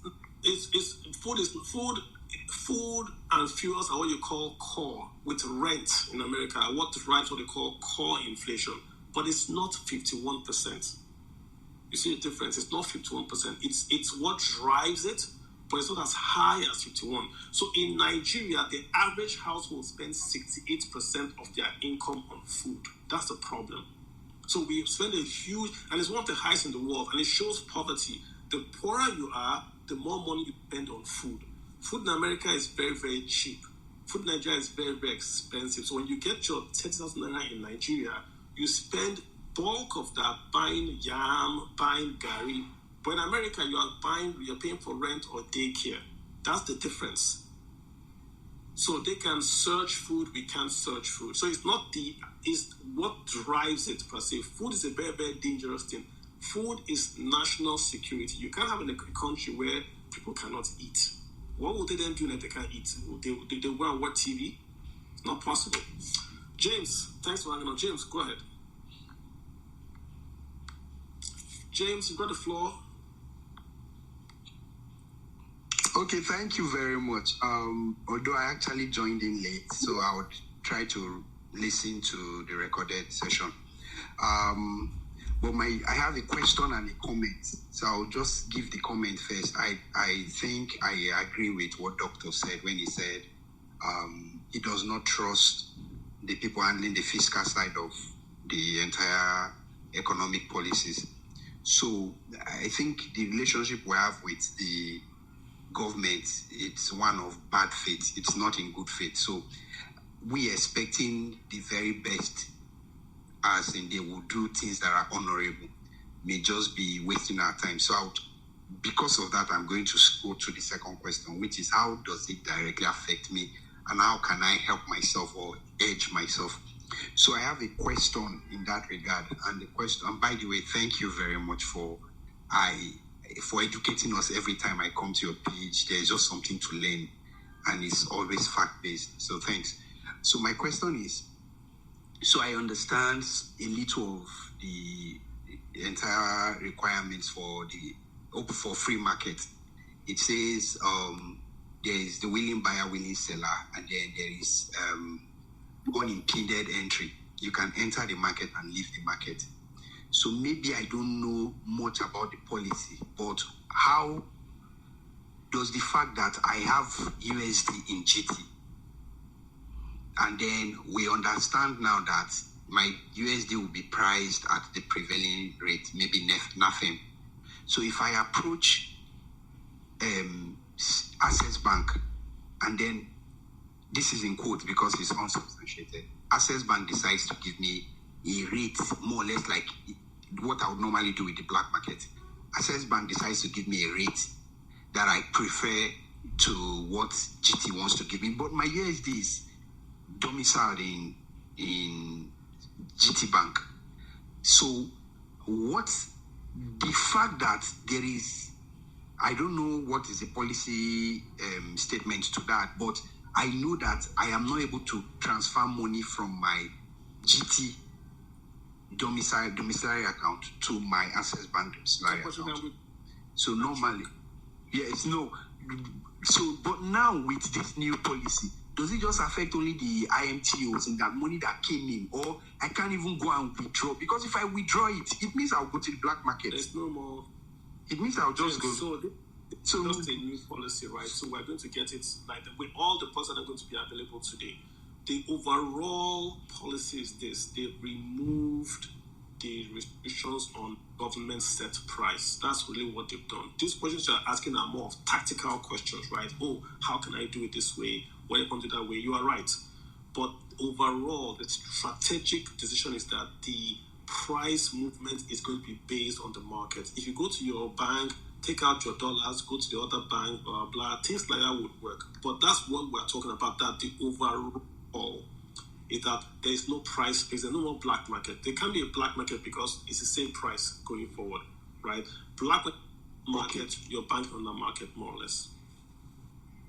Okay, so just a follow-up question. So my appeal to you, particularly because of your wider reach, is if you can start to also push that so that if we are truly liberalizing the market so that there is no one regulating it in the sense of fixing the price, then they should also, it should be part of it that that freedom to enter and freedom to live should be truly entrenched, or it should be sacrosanct. Otherwise, we will still have the policy in the papers, it's really good, but then when you want to freely like, in comparison to, I understand that they are just deflation grounds. Because of security, not because of monetary issues, right?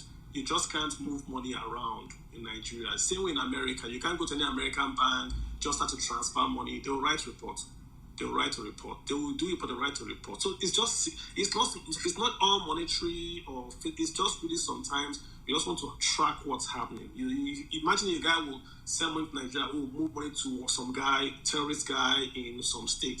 So like I said, just focus on the big picture. Everything can be set today and work today, but the big picture, the cap is gone, the restrictions on pricing is gone. Let's work our way down. This was just announced 2 weeks ago, right? Let's see what next 2 weeks will bring. That's what I would say. Okay. Thank you very much. Thank you. Big E. All right. Good evening, everyone. So match is starting in next 15 minutes, Abi? Yes, please. No, the match is 9 p.m. Okay. All right, cool. Go for it. Thank you very much, Mr. Kalu, for all you've been doing.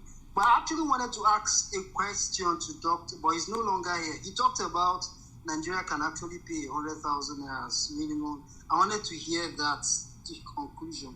That's actually why I came on. I don't know, but he's no longer here. Yeah, I think where he was going to is that it's not that we can't pay. I think he's talking about the means and the capacity to pay. He's saying that we have the capacity in the country to generate that wealth, but that is not being generated because the folks in charge are not focusing on that wealth generation. I don't think it's a new argument. Nigeria can pay more than 100,000 a month. It's not impossible. It's just we have got to generate that. So the question is, how do we generate that wealth? It's not impossible, but we have to take very, very hard decisions and spend the right way. That's it. What is wealth generation? Let me give you a very simple. Do you live in Lagos? Yes, I do. If you go to Ojota or even to K2, how do plantains come to Lagos? Do you know? Have you ever been to Ojota, K2 by 12 or Ojota? They bring those plantains from the precisely Delta, Kogi, and... Well, have you noticed the cars they bring it in with? Some of them, they come with the 911s. Actually, I did that business several years ago. Yes. Rickety station wagons, they pile the plantain in this, which market women will come from. Yes, they do that too. Okay, so imagine if the road to the villages were all tarred, and that market woman could call an Uber 911. So on her phone, she will call Uber 911. Uber 911 will come, pack her plantains, pay her cash there and then, take the plantains to one factory in Lagos that will slice it, bag it in bags, and sell the plantain. The woman gets her money. The factory employs people. The people, their job is to cut plantain and put it in a bag. they go to a bank, borrow money to build more factories in Delta, in Kebbi, selling this woman's plantain all across Nigeria. Some guy even takes the plantains and export it to Canada. She starts to get dollars from that her small farm in Abeokuta. What do you think is happening here? Creation of wealth from the same plantain. If you go to that Lagos Ojota, you see these rickety women. Farming in Nigeria is seen as a poor occupation. Now, youths are not going to go into farming until you change the picture of farming. Why are all these doing fintech today? Because it's seen that if you do fintech, you can make money. If you code, you make money. Why are all these doing banking? If you do banking, you make money. Anywhere the youth see money, they go there. Why are they doing medicine or law in those days? Because you do those things, you make money. Nobody's going to do farming. Farming in Nigeria is not what they do in farming in Ohio. I go to farms in America. They don't farm where we farm. They don't use cutlass and hoe. And it's one family would farm hectares of land and export corn. We don't do the same farming here. So until you turn that woman doesn't have to farm hectares of plantains, but you've got to make it easy for her. She can hire a tractor. She can plant plantain stems that are given to her that are basically pest-free. She can do her fertilizers by ordering it on her phone. She can harvest those things, put them in a truck, and export it from her farm in Abeokuta. That's how you create wealth. It's not going to be, we'll create wealth by giving her keke na pep or doing money or that she go and line up to collect 25,000. You have to sit down and say, how can we make a plantain farmer in Abeokuta export plantain chips to Canada? If you can walk back from that answer, from Canada to Lagos, back to her factory or her farm in Abeokuta, you've created that wealth. And do the same for sorghum, do the same for corn, do the same for wheat, for cassava. Walk back. How can farmers that do cash cropping? Doctors always here talk about cash cropping, dwarf palms and all that. He talked about it a few weeks ago. If you can turn farming to everyone has a piece of land in their village, they are planting these cash crops, you have someone that will buy those cash crops and export it out of the country. Nigeria makes money, you make money. Then everyone's going to go into farming. Farming will become like coding. You see kids leaving school to go and farm. Oh, let me farm my dwarf coconut tree because I'm going to export this whole container and make money. That's what will happen. That's what will happen. And that's wealth creation. It's not this big, lots of PowerPoint slides thing. It's really, you've got to be deliberate about moving from intentions to outcomes. That's just it, really. Okay, thank you so much for throwing more light. Well, this is my second question around this. Basically, around the new CBN policy. I wanted to, there are fintechs presently that created, or probably there are solutions for students at school abroad. Instead of you using our cards, and you're not able to use it before now, perform transactions, dollar transactions, they assist you do these things via their own platform or one thing or the other. Is there a fate for them as regards this new cash policy around this? Since people can... Okay, so I'll give you an instance. There are fintechs presently. Before now, Nigerians could use their cards to perform international transactions, buy dollar and do stuff on their own. So some years ago, I think 2 years ago, the CBN stopped that, and fintechs came up. They started assisting Nigerians do these transactions abroad via their own system. Now, with this new policy, whereby, is there really a consequence for those fintech, or is there their business? I want to really understand what's there for them, or will this still continue? I don't understand. Evolve or die. Before the fintechs came because there was a policy. That's why they had the fintechs, because the policy came, so fintechs came to fill a need that the policy caused. So if you don't evolve, you will die. So right now you're going to see lots of changes now. Notice that CBN has increased the capital for IMTOs, International Money Transfer Organizations, from about 500,000 to about 10 million. Why? Because there are going to be lots of folks that want to come in here and do that business. So if you don't evolve, you will die. So the company is going to have to now evolve to take advantage of this new policy. It's a new dawn, right? So the money is going to come in. But like Doctor has said, this money is going to be coming in for the short term. That's FPI, foreign portfolio investment is going to come in faster than foreign direct investment. If that foreign portfolio comes in and it finds that this is a very, very good place to stay, it will stay.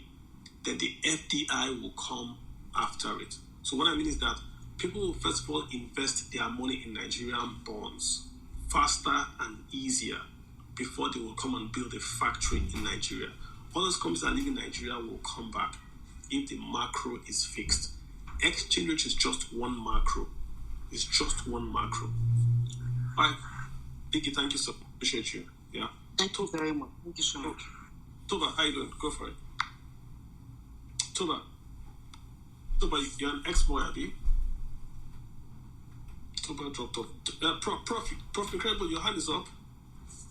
Yeah, thank you, Carlos. So, when the man was talking on DOM account, I don't think this policy will stop you from taking dollars from your DOM account because you paid in dollar.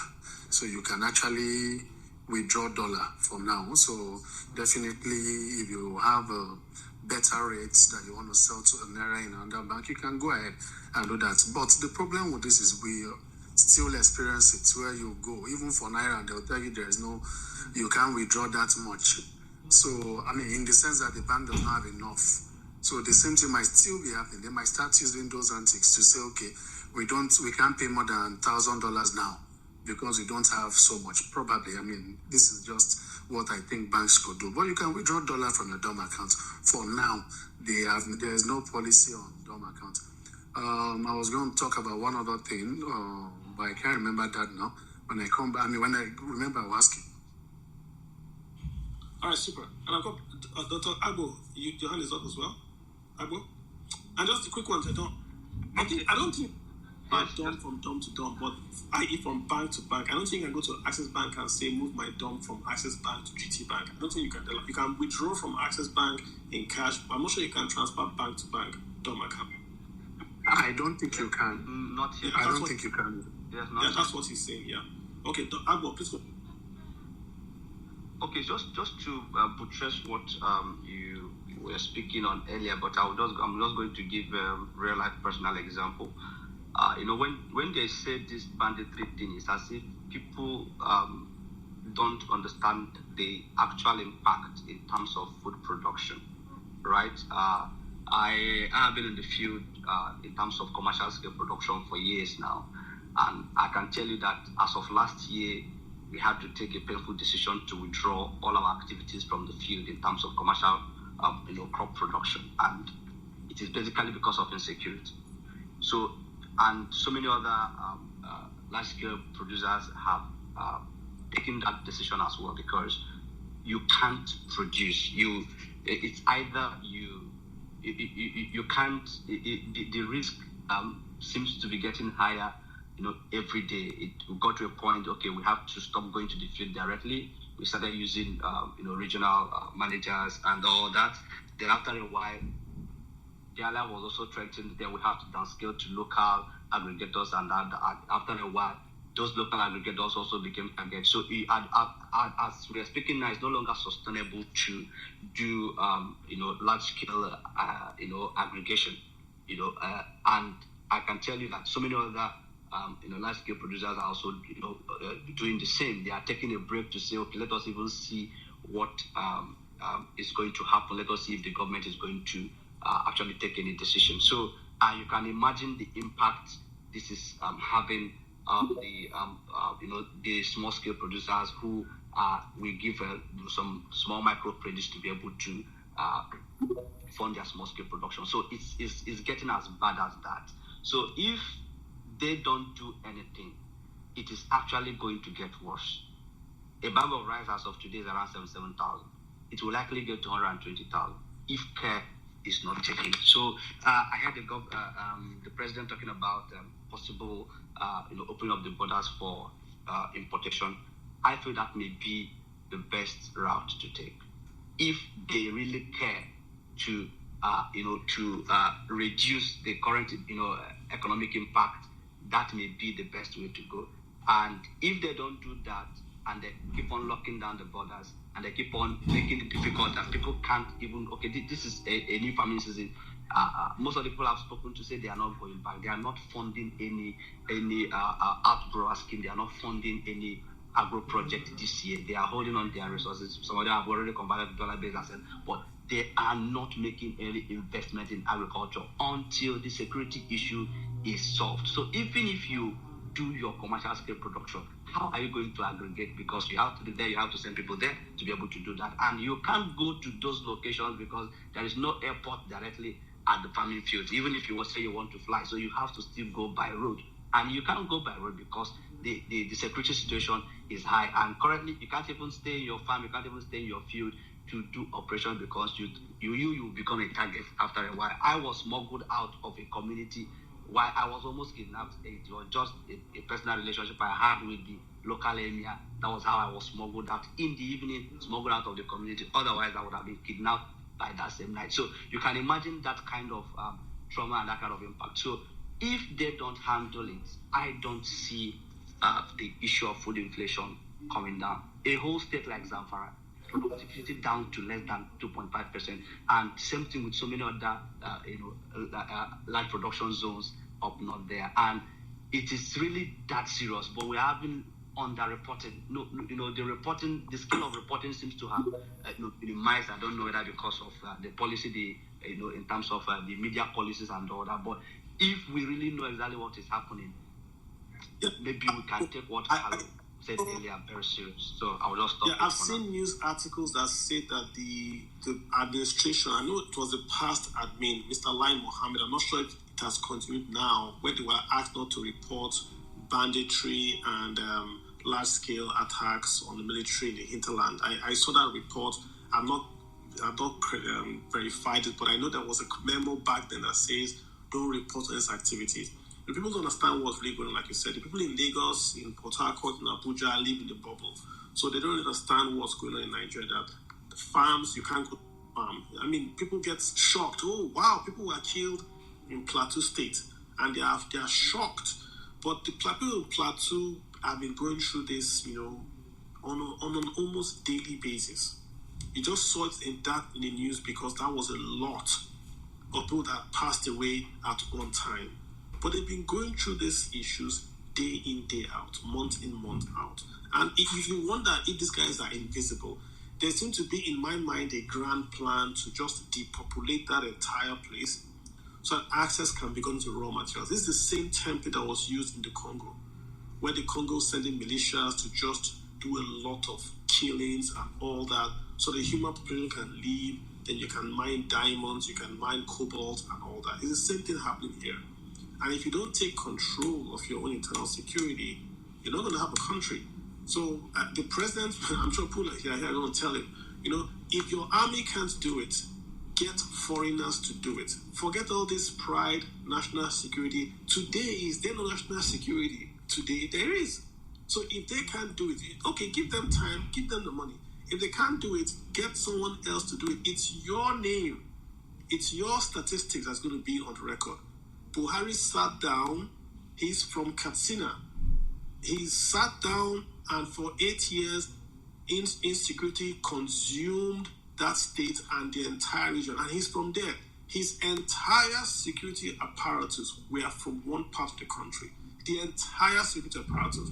He spent money from the ECA. He bought even American armaments that were not given to Goodluck Jonathan, were approved for him. And still, this continued. Did not continue. So, it's amazing. It's amazing that this is going on, and Nigerians are seemingly not aware of the economic impact of insecurity in the food-growing areas. Reef Institute, what's up, my friend? How you doing? Reef, are you there? Reef Insights? Going once, going twice. Doctor, I added you and you. Hello, good evening. Hi, how you doing? Hello? I can hear you, sir. Go ahead. Yeah, good evening. Thanks so much for this privilege. The other speaker was saying something about, that's just my input, about transferring dollar from one bank to another. There are actually two ways you can transfer from one bank to another. within the same Nigeria, as in from the same bank, national bank to another, in terms of FCY, you can actually route it through FFT, which means it has to go through the intermediary bank and come back. So the charge is still normal, $25 fixed charge and 0.5 of the amount you are transferring. So that one works. But recently, the IRE window is another privilege for you to transfer. So just tell your bank that you need to move money. So they just bid for you. I think I know somebody that did it last November. So he moved money from UBA to Access. So it went through an IRE. I think those are the two ways, and it's even faster. But for you to do something on IRE, not everybody can access IRE window. You must basically be an importer. You must have some certificate. You must have your Form M. You must have your tax clearance certificate. You understand? Not everybody is qualified to do transaction IRE window, but for normal FFT, you can actually do that. Just to be clear, so you're saying if I have dollars in UBA in my DOM account, yes. Do DA from UBA from my other bank using that FFT, I just pay that charge. Yes, please, but it mustn't be a personal account. It must be a company account. It's not a personal account. So only corporate can do this, not personal. Not personal. For you to do transaction on IRE window, it must be a business transaction. You must have gone through a lot of process. So a lot of people do that. Like in Apapa now, most people that pay through Citibank, they do it with FFT and they are okay with the charge.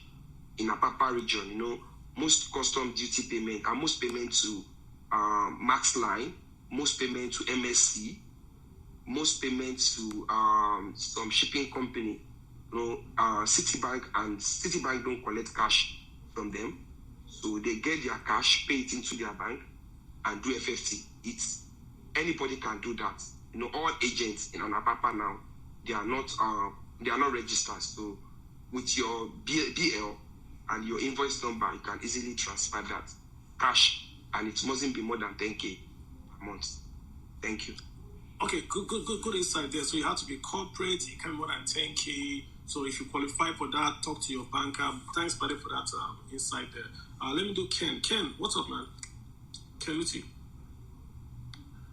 Ken. Yeah, good evening. Good evening. Good evening, Carl. Thanks again for this opportunity. Thanks for what you do. And good evening to everyone.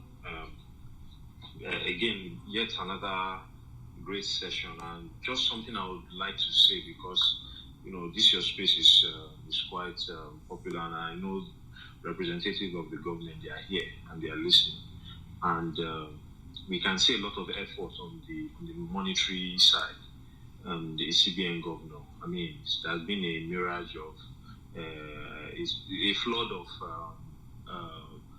communiques and policies coming out.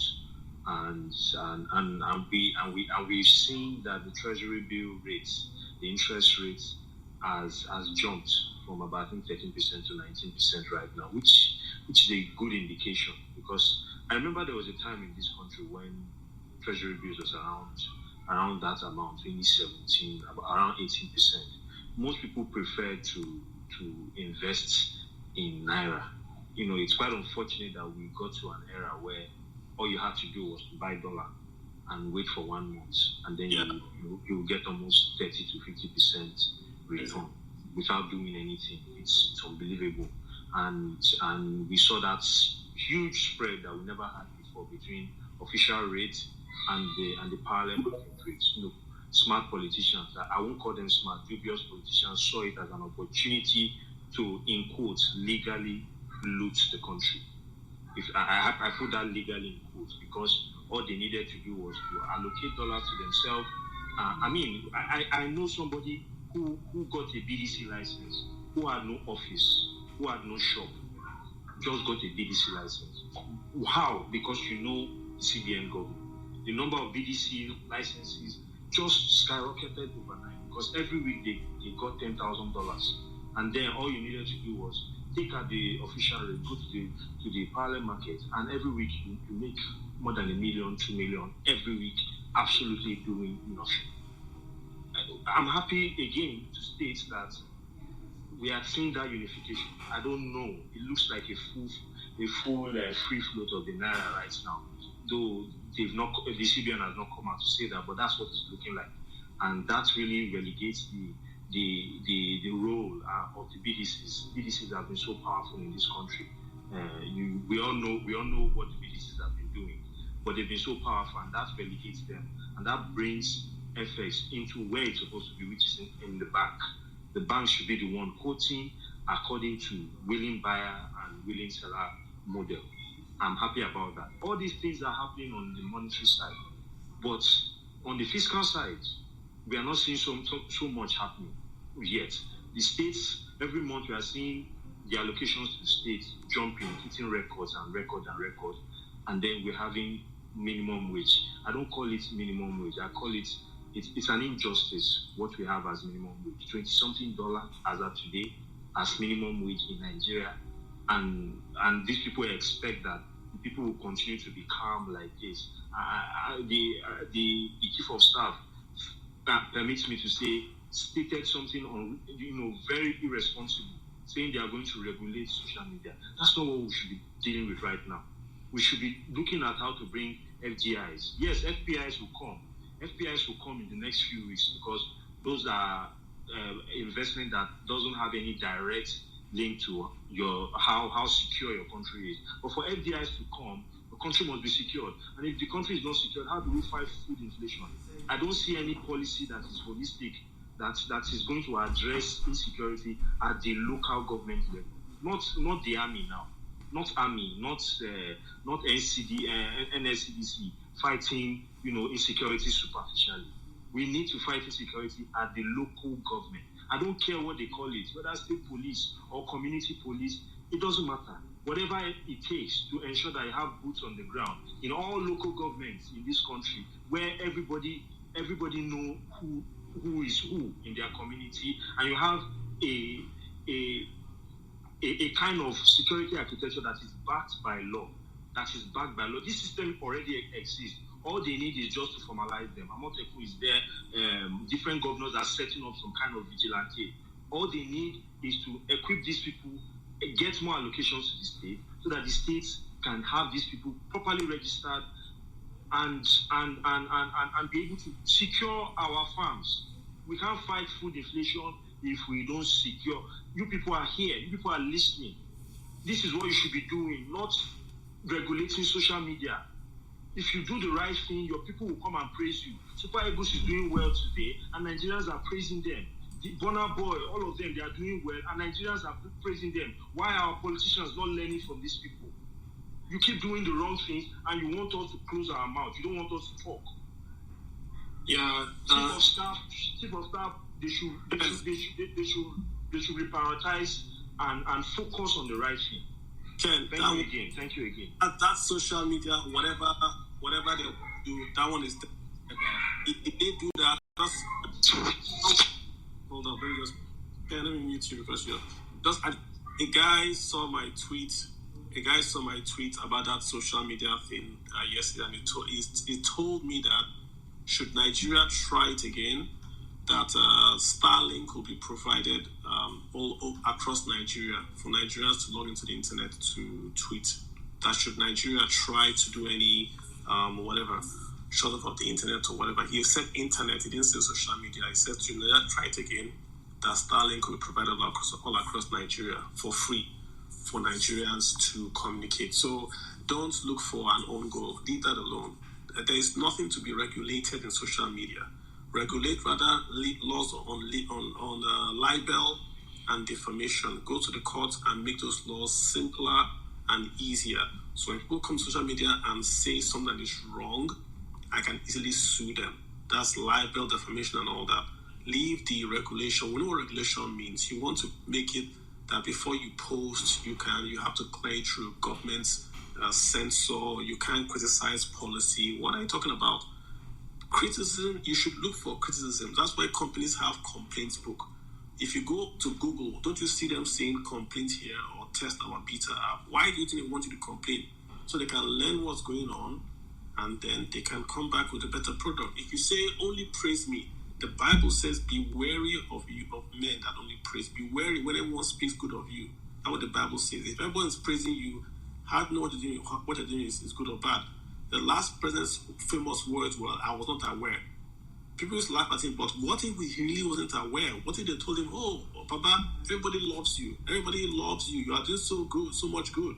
You want to break that bubble and touch people and say, hey, what is going on? So you hear what's going on, right? If you don't, you live in Abuja in your own magnificent bubble and think that Gary is still at 10 kobo. That's what you think. The Gary is still 10 kobo. That's what you assume. Doc Obiari, you're back now, sir. Let's see if you're yes. Go ahead, sir. Okay, Carlo, in fact, the last speaker, I think the second to the last speaker touched some points that we really need to look at if we actually want to fight inflation and stop the galloping food commodity inflation in the market. This is farming season. Now that is why I get angry and I get worried when I hear those in government say they are doing this when they are doing nothing. The best time to put farmers back to work is now. And to put farmers back to work, anybody depending on the police and the army and the conventional federal security agencies is just wasting his time. Over the last 9 years, we have squandered $29 billion, imported all manner of fighter jets and the attack helicopters and whatever. Yet the bandits and kidnappers keeps on growing in monstrosity and in the... Let me tell you what is happening. You know, I told you what Abia State government is doing. We have an agro park in Ahafia. I practically walked out most of my members there in 2021. At a time, the bandits were attacking them. They even threatened to kill them and all those stuff. So basically, we had about 117 people there. I had to tell them to pull out. I even had a group that actually wanted to come and work with us too. They had plans of doing about 500 hectares to have coconuts there because they said they wanted to set up a coconut oil mill within that area. Now look at what the LXOT, there's a new change of guard and a lot of things are happening. As I'm talking to you, he appointed mayors who are very, very responsible. These are not urchins that are looking for what to eat. Like example, where the agro park is in Ahafia, and the guy who is the mayor there is, you know him, Bodex Onwa, Chief Onwa. He's a very wealthy man. And basically what we're trying to do is to work with the state government to put up in every community a strong vigilante services that can be able to protect our farm and allow workers to go to the farm to produce things that will be supplied to the market. Now, let me tell you, the only way we can stop a bag of rice selling for 150,000 naira, it will get to that side before the end of Christmas if we don't tackle it. We have to, as a matter of urgency, and I'm sure most of them are listening in, we have to devolve security back to the communities. It's not devolving security and you're giving them shakaboom, pump action to go and tackle those coming with RPG. We must devolve security and arm those vigilantes in such equal measure that anybody coming to kidnap, to occupy their forest will think twice, knowing fully well. Because those who live in those communities, they know their bush paths, they know every inch of their land. You cannot come from Karan and Moda or any other place to their community and you can be able to overrun them. It's not possible. They will catch you even before you enter if they have equal force. You saw what happened when Amatokun went after those who kidnapped and beheaded their traditional rulers. Of course, Amatokun is not even properly armed. If you arm Amatokun or with equal force like the bandits and the criminals that go with RPG, I can tell you, there is no inch of the southwest that can be occupied by criminals. And it's not across Nigeria. And the government does not even need to spend money. We have given them templates of how this things can be done. If you want to do 100,000 hectares of land, go locate the farmers in clusters. You can make it clusters of 200 hectares. And every cluster put together 25 farm rangers. The farm rangers will be paid from proceeds that will come from that farm. Even if you're borrowing money to do it, the government is not bringing any fiscal revenue. The only thing government will do is government will provide regulation and the oversight over them so that they don't go rogue. That is the only way. But if we are still dependent on the police, you saw what happened in Plateau State, where the one general was telling us that he had this press call in 30 locations and he got confused until the bandits finished their work and left. Close your mind and eyes and imagine if those communities had their own AK-47, had their own trained farm rangers guarding their entrance and exit. By the time the bandits will have finished in one community, other communities will have locked their gates and flushed them out. Anambra State has always been an example. And of course, it was even P2B's effort. You remember he even told a story about how he told Yadua about one particular wicked forest where kidnappers used to lodge. Yadua gave him go ahead. Yadua did not provide him with any money. Every state has capacity to fund their own agencies, security agencies, if they decide not to loot their money. And there was even something I shared. Carl, you are from the southeast. There was an idea we shared in Imo State how we can set up security trust fund. It will take about 29 billion naira to set up, even put armored personnel carrier in every local government area. It was a part of that funding. I mobilized most of the diasporas. Most of our diasporas were willing to contribute that money. Let me tell you, there was an arrangement made by the diasporas in every community. Each of them were willing to pay at least $100 every month to fund that scheme. Government does not need to put money. All the government needed to do was to show strong will, allow the community to select their own people and arm them appropriately. They even got the sort of even buying APCs through the Nigerian army to protect their communities. But the truth is, the governors are not ready to work. That is the most annoying thing. Everybody's looking at Abuja. And those in Abuja are not also not willing to force the governors or persuade them to do what they're supposed to do. If you set up such arrangements in Abia State or in Imo State or in Enugu State, and people see the sincerity, they know that they can take care of their security. And you ask the diasporas, fund it to protect your mothers and your fathers from being kidnapped in their farmland. They will do it. But like I said, we need men and women with strong conscience, good conscience, men and women that are ready to go extra mile to apply rigor and good conscience to do what is right. But let me tell you, from what I'm seeing, these guys are not ready. And I bet you, everything Yemi Caruso have done over the last couple of weeks, if we don't get the farmers back to the farm and fix the insecurity, which can be done in 3 months, this country by December, dollar will sell for 2,000 naira. If it even get to December. Jesus. So that's I mean, I'm laughing because I'm laughing out of fear. Because you're right. And because what Yemi is doing is that he's trying to fix an economy he doesn't have the power to fix. And yes. He has made promises. Really, that's what he has done. He has taken promissory notes from investors to say, give me this dollar today, and I'll give it back to you in a year's time. Yes, exactly, yeah. Okay, Carlo, just listen now. Let me just give you, for the sake of those who are from other states, look at the arrangement.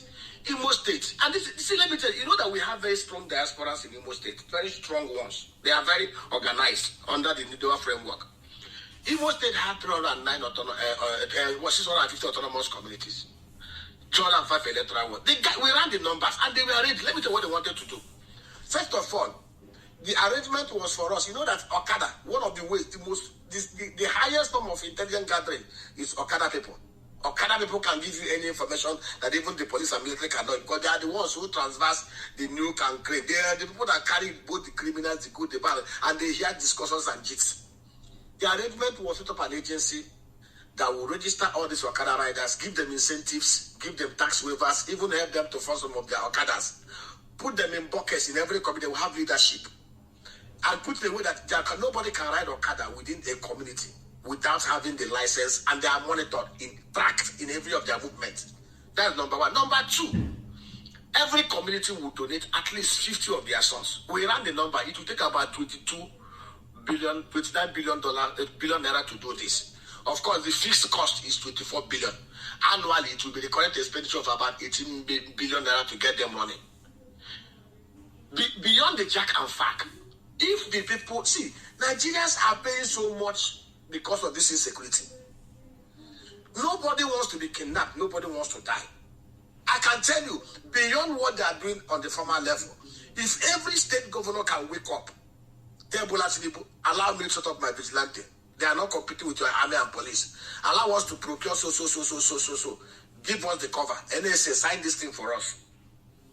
There is no community, there is no state in the southeast, for example, or the southwest that cannot fund their security. But you cannot fund your security as a private citizen because you will end up becoming a private militia. The governors must be there to provide real legislative cover for that thing to operate. And of course, for it to operate, you will work with retired military men, retired DSS officials, and then who already have their colleagues in the mainstream that can work with them and coordinate things. What the Nigerian police and army will be simply be doing was to coordinate and direct these people and to help them to do mop-up and to ensure that none of the past goes rogue. And let me tell you, they will be quasi-independent. Every community will have a kind of a sub-independent within the central league. It simply means that it was a very simple concept.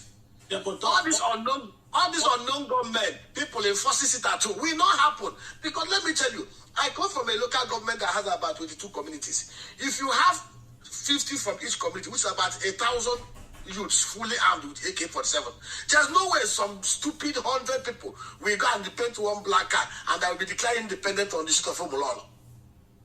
Yeah, because the one arm will flush them out. Yeah, exactly. And Doc, what you described is just a sheriff. You described the sheriff. You know, if you go to America, they have FBI, they have 8 police, they have 8 highway police, then they have sheriffs. So if every town had a sheriff, that's what you're describing, then those sheriffs know the town. How would you then come in and say you want to be a bandit? If the sheriffs can't handle it, they will call for support. When they support, exactly, the sheriffs will tell them that, hey, this is the way. I mean, a few months ago in America, a guy escaped from prison. A hardened criminal escaped from prison. If you see the resources that are deployed, they brought in the sheriff, they brought in the police, they brought in the SWAT team, but all those SWAT team guys were packed in one school, and it was the sheriffs going to the school, to the homes. This guy, what do you know? And once they found out where he was, they deployed the guys to the force. It's in this area. 300 went to find that. So we have to rejig this whole security architecture. You can't have an IG operating in Abuja. IG operating in Abuja, you're going to look at what's happening in Imo or Katina. How is that going to happen? How? Crazy, man. I hope you're back. Let me get Reef Insights. I don't know if you're still here with us. You want to have a comment? Reef Insights. We're counting down, guys. We're going to do our football. When is it? What's an hour, guys? So I want to give you guys time to go get ready for football. Get your beer, your chicken wings, your Nigerian jersey. Get it all ready so we can win this thing, right? We're going to come back here and do this on Monday, but we're going to win this thing. Reef isn't here. Let's go to UD, what's up, man?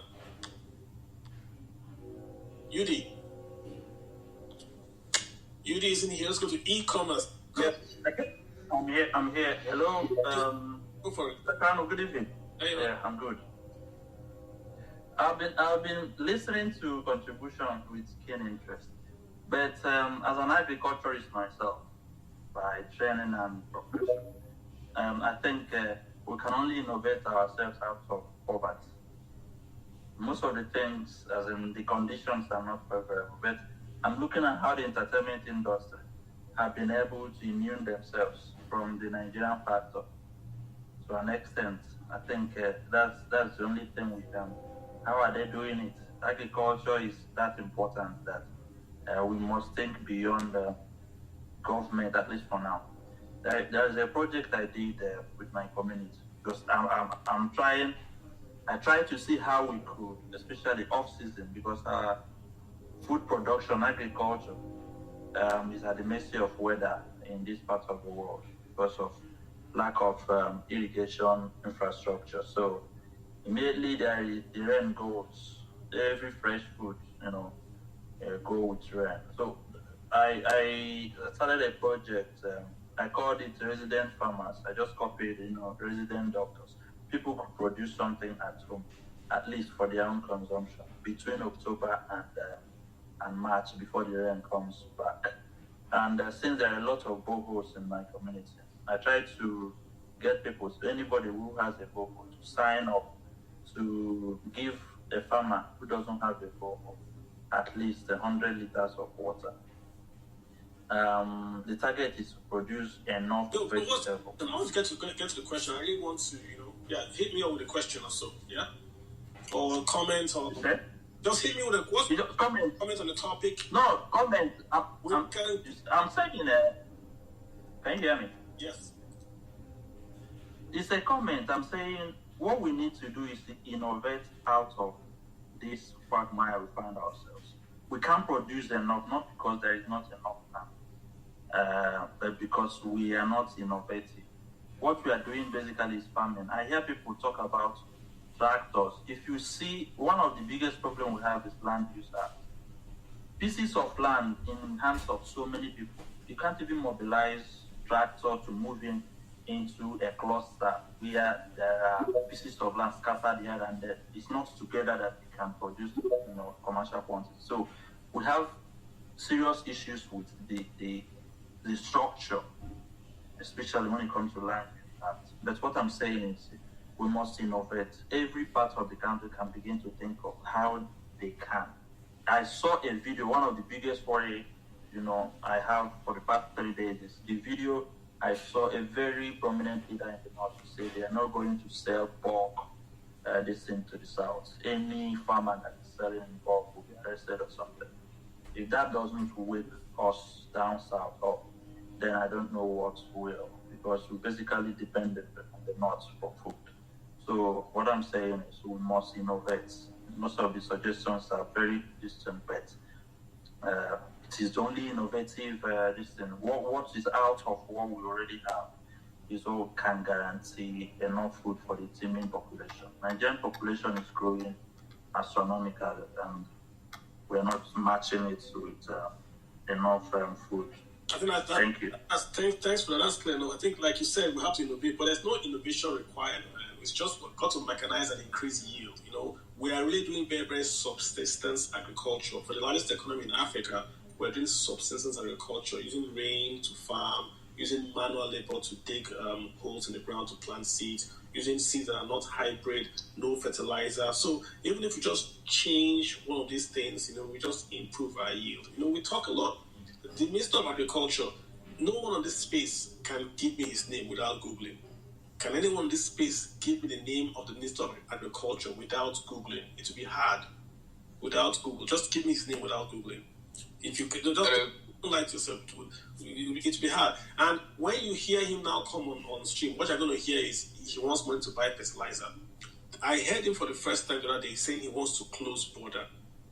He wants to close border. That's the Minister of Agriculture. He wants to close the border. When we are saying that we should be opening the border, he said he wants to close the border because he doesn't want exports to go out. What exports, Kwano? What exports? People need food here. So I'm not sure if we sit down and say we compared to Mr. Additional, that is now the current head of the African Development Bank. When that guy was Minister of Agriculture, that's when Nigerians wanted to be farmers. Many Nigerians are today are farmers, became farmers because that guy was Minister of Agriculture. You couldn't, there's nothing you can say about that guy. You saw his, as I say, evidence. His evidence was there. He started all this dry season farming for rice in Nigeria. He did a lot. Phones for farmers, everything. So we need people like that in government. Agriculture is not this, it's not a developmental project like the man who said. It's a business. And we need to get businessmen running agriculture, not technocrats, not government workers. Businessmen that have done it before. Don't bring one guy and give him a political appointment as Minister of Agriculture. Go and get a businessman to run agriculture so that he can sit down, get stakeholders and say yes or no. Not to get out to sell fertilizer or close borders. Yeah, I don't think we need that guy. Mr. Mohammed, I got Mr. Mohammed Waziri. How are you, sir? Student. Hey, how are you? I'm fine. What's up, sir? Hey, my one is just a little advice. Okay. The second to last spoke what he spoke about is security, how to put on the insecurity in the southeast and whatever. He make a very right submission. What I would still advise is very simple. We still need to kind of talk to our fellow younger brothers and sisters down there. This is the only line you have. If you allow this thing to continue this way, this is how it's going to take you out. Because whenever people are talking about insecurity, because I perceive it, I see it the way I saw Boko Haram. You can't, by this time of the day, you can't talk. Now we are trying to go and watch Nigeria. You can't go there and watch because the insecurity are running everywhere. Where you are, you want to go and watch the football was already locked down, shut down, the business is shut down, everything about the state was shut down. So by insurgency, so So that kind of thing I have already experienced, I've seen it. So, but by the time that we say enough is enough all this mess, let's help our state, let's help our locality. You need to sacrifice. Until you don't need to wait to somebody to do it for you, or you expect to gather. Start from where you are, within your locality, in your local government, in your ward, in your area. Want to organize. If you see any stranger or any strange, just send the information out, attack him. They can't do anything for you. One need to sacrifice at least, because if not, by talking, today we talk, tomorrow we talk, but tomorrow we talk. It cannot bring anything to the table. Thank you. Yeah, but before you go, Mohammed, where are you calling me from? I saw Abuja on your bio. Are you calling from Abuja? No, I'm from Meduguri, Borno State. I mean, you guys have gone through, you are the best men to talk. You guys have gone through very tumultuous time. Now, Meduguri seems to be a lot calmer today, right? It's really calm now. A lot better than in the past and all that. 100%. Okay. And what lessons do you think specifically for the north, that's going to be the northwest? What can they come from the northeast in terms of security? I don't think I've heard bandits in Borno. I don't think I've heard the 10 bandits in that side of the country. I hear it in the northwest side, the Katsina, Kelby. I mean, what advice, one single advice would you give them? And here you say, you see something, say something, but is there anything else that they are not doing, that they are missing big picture? Yeah. What I perceive and what the way I see it, I'm not being there, but I'm listening to what my fellow brothers are saying. And the issue is just we have experienced this Boko Haram issue just by a person to come and change their mindset by preaching what they want to hear, and they fall into it. Something is happening in that south. It's just somebody came and preached what he wants them to listen and what suits his narrative.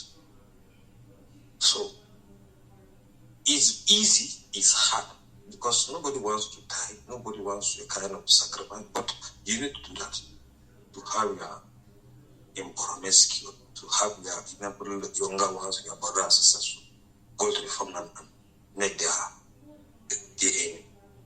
How? Say something when you see something.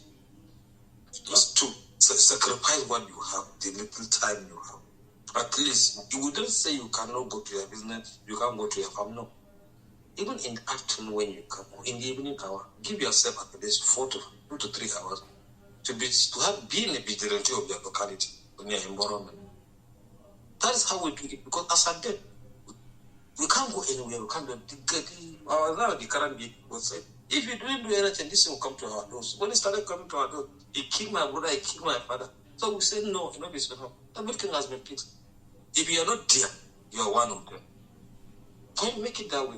If you cannot come out, you are one of them. So either you leave us or you join us.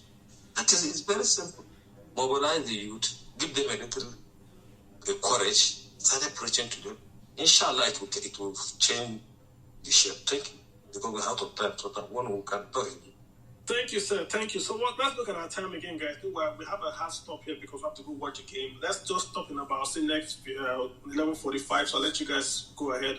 Let's talk about 8:45, so we can have time to go get our beer and chicken wings ready. Mr. I am Erioluwa. Please go ahead. Yes, good evening, Mr. Kalu. Thank you so much. Thank you. Okay, yes, I'm currently in Nigeria at the moment. Maybe the network is, but I'm currently in Nigeria. Talking about the security, right? That's what I wanted to speak about. Here in Ibadan, I realized that the only thing we needed to do was to collaborate with the local guys, with the ballet and everybody. And it's relatively safe compared to what we had to spend in Ondo State. So it's now an issue of location. You get? It's now an issue of location. And you realize that food in Ondo State is still much more cheaper than food in Ibadan. You get? Why? Because of the population. So we need more people to do what? To be able to invest in Ondo State. Now what happened? The security there will cost us nothing less than 20 million. Why? Because there isn't electricity. We have to rely on solar. to get those cameras up and running and everything. We're talking about 20 million already without talking about the farming itself. We're just talking about the security architecture. So it is much more deeper, like you have said. And then we started engaging the Amotekons and this and that. And then when you realize that even the Amotekons, the way they really work, there is a lot that is involved that I may not even be able to discuss on here online for many reasons. So what I'm saying is we need a holistic approach whereby we can really engage the IG and every other person is involved and say, you know what, this is the truth. If we want to save the farm and if we want people to go to the farm, this is what is happening compared to some other places. I don't know what happened in some other places, but talking about Ondo, then talking about Ibadan, these two places that have interest in, that's what is going on. You can farm here without stress, but there you have to make sure that you are well monitored and well secured, and that is a big issue that we are not talking about. And until we can provide that security, there isn't nothing we can do about it because people are scared to go to farm. People are scared to go to the farm until we provide security. There will be no increase in farming output. Let's get Ice Cold Developments. Let's get him in here. While winding down, guys, we're going to go get ready to support the Super Eagles. Ice Cold Dev, what's on your mind, sir? Go ahead. Yes, good evening, and wishing all of us success today in our match. Yeah. I was just coming from the security conversation regarding security. I think everybody has been speaking from one perspective of encouraging the local policing. For me, I think it's a brilliant idea because I mean people who knows what is going on in their environment, who are feeling the brunt of the insecurity, are of course going to be more keen in trying to put it to an end. But fact is, I don't think it's a silver bullet. It doesn't just solve the problem. Another thing we should look at, because I would like us to look at it holistically, is the fact that a lot of these things happening, we can have insiders, and when they're empowered, it could be a problem. I give issues like, because I'm speaking from Plateau State. I'm not from Plateau. I'm speaking because I've seen a lot of what has been happening. These are communal clashes, and if they're empowered, do you not fear that it could get even worse? I'm not getting what you're saying. I want you to go direct to an economic question. Let's not do ifs or whats. Let's go direct and ask an economic question, if you don't mind. Okay, I think we're having this security conversation. So I was like, let's not just look at it from the police, the state police. And Azim is going to put an end to it. Hello? Just hold up. So let me just say this right. So in the end, guys, let's not forget the real issue. And insecurity is an economic issue, right? If you fix the economy, you take a lot of wind away from the sails of insecurity. Most of this insecurity we're seeing is driven by poverty, low wages, and lack of opportunities in Nigeria. So one way you start to fix this problem of insecurity is to grow the economy. The more people are employed, the less people you have out there as cannon fodder for the criminals. So again, it's an economic issue. Insecurity is an economic issue. You will not take away the criminals, but you would empower the people to point them out because they know that these people are affecting their livelihood. Right now, people are broke. People don't have any wages. People don't have any opportunities. So to them, even supporting the bandits looks like an avenue to even get some money to feed. I want to take that out of the equation. So insecurity is an economic issue. Chinke, you're going to be our last speaker before we round up. What's on your mind, sir?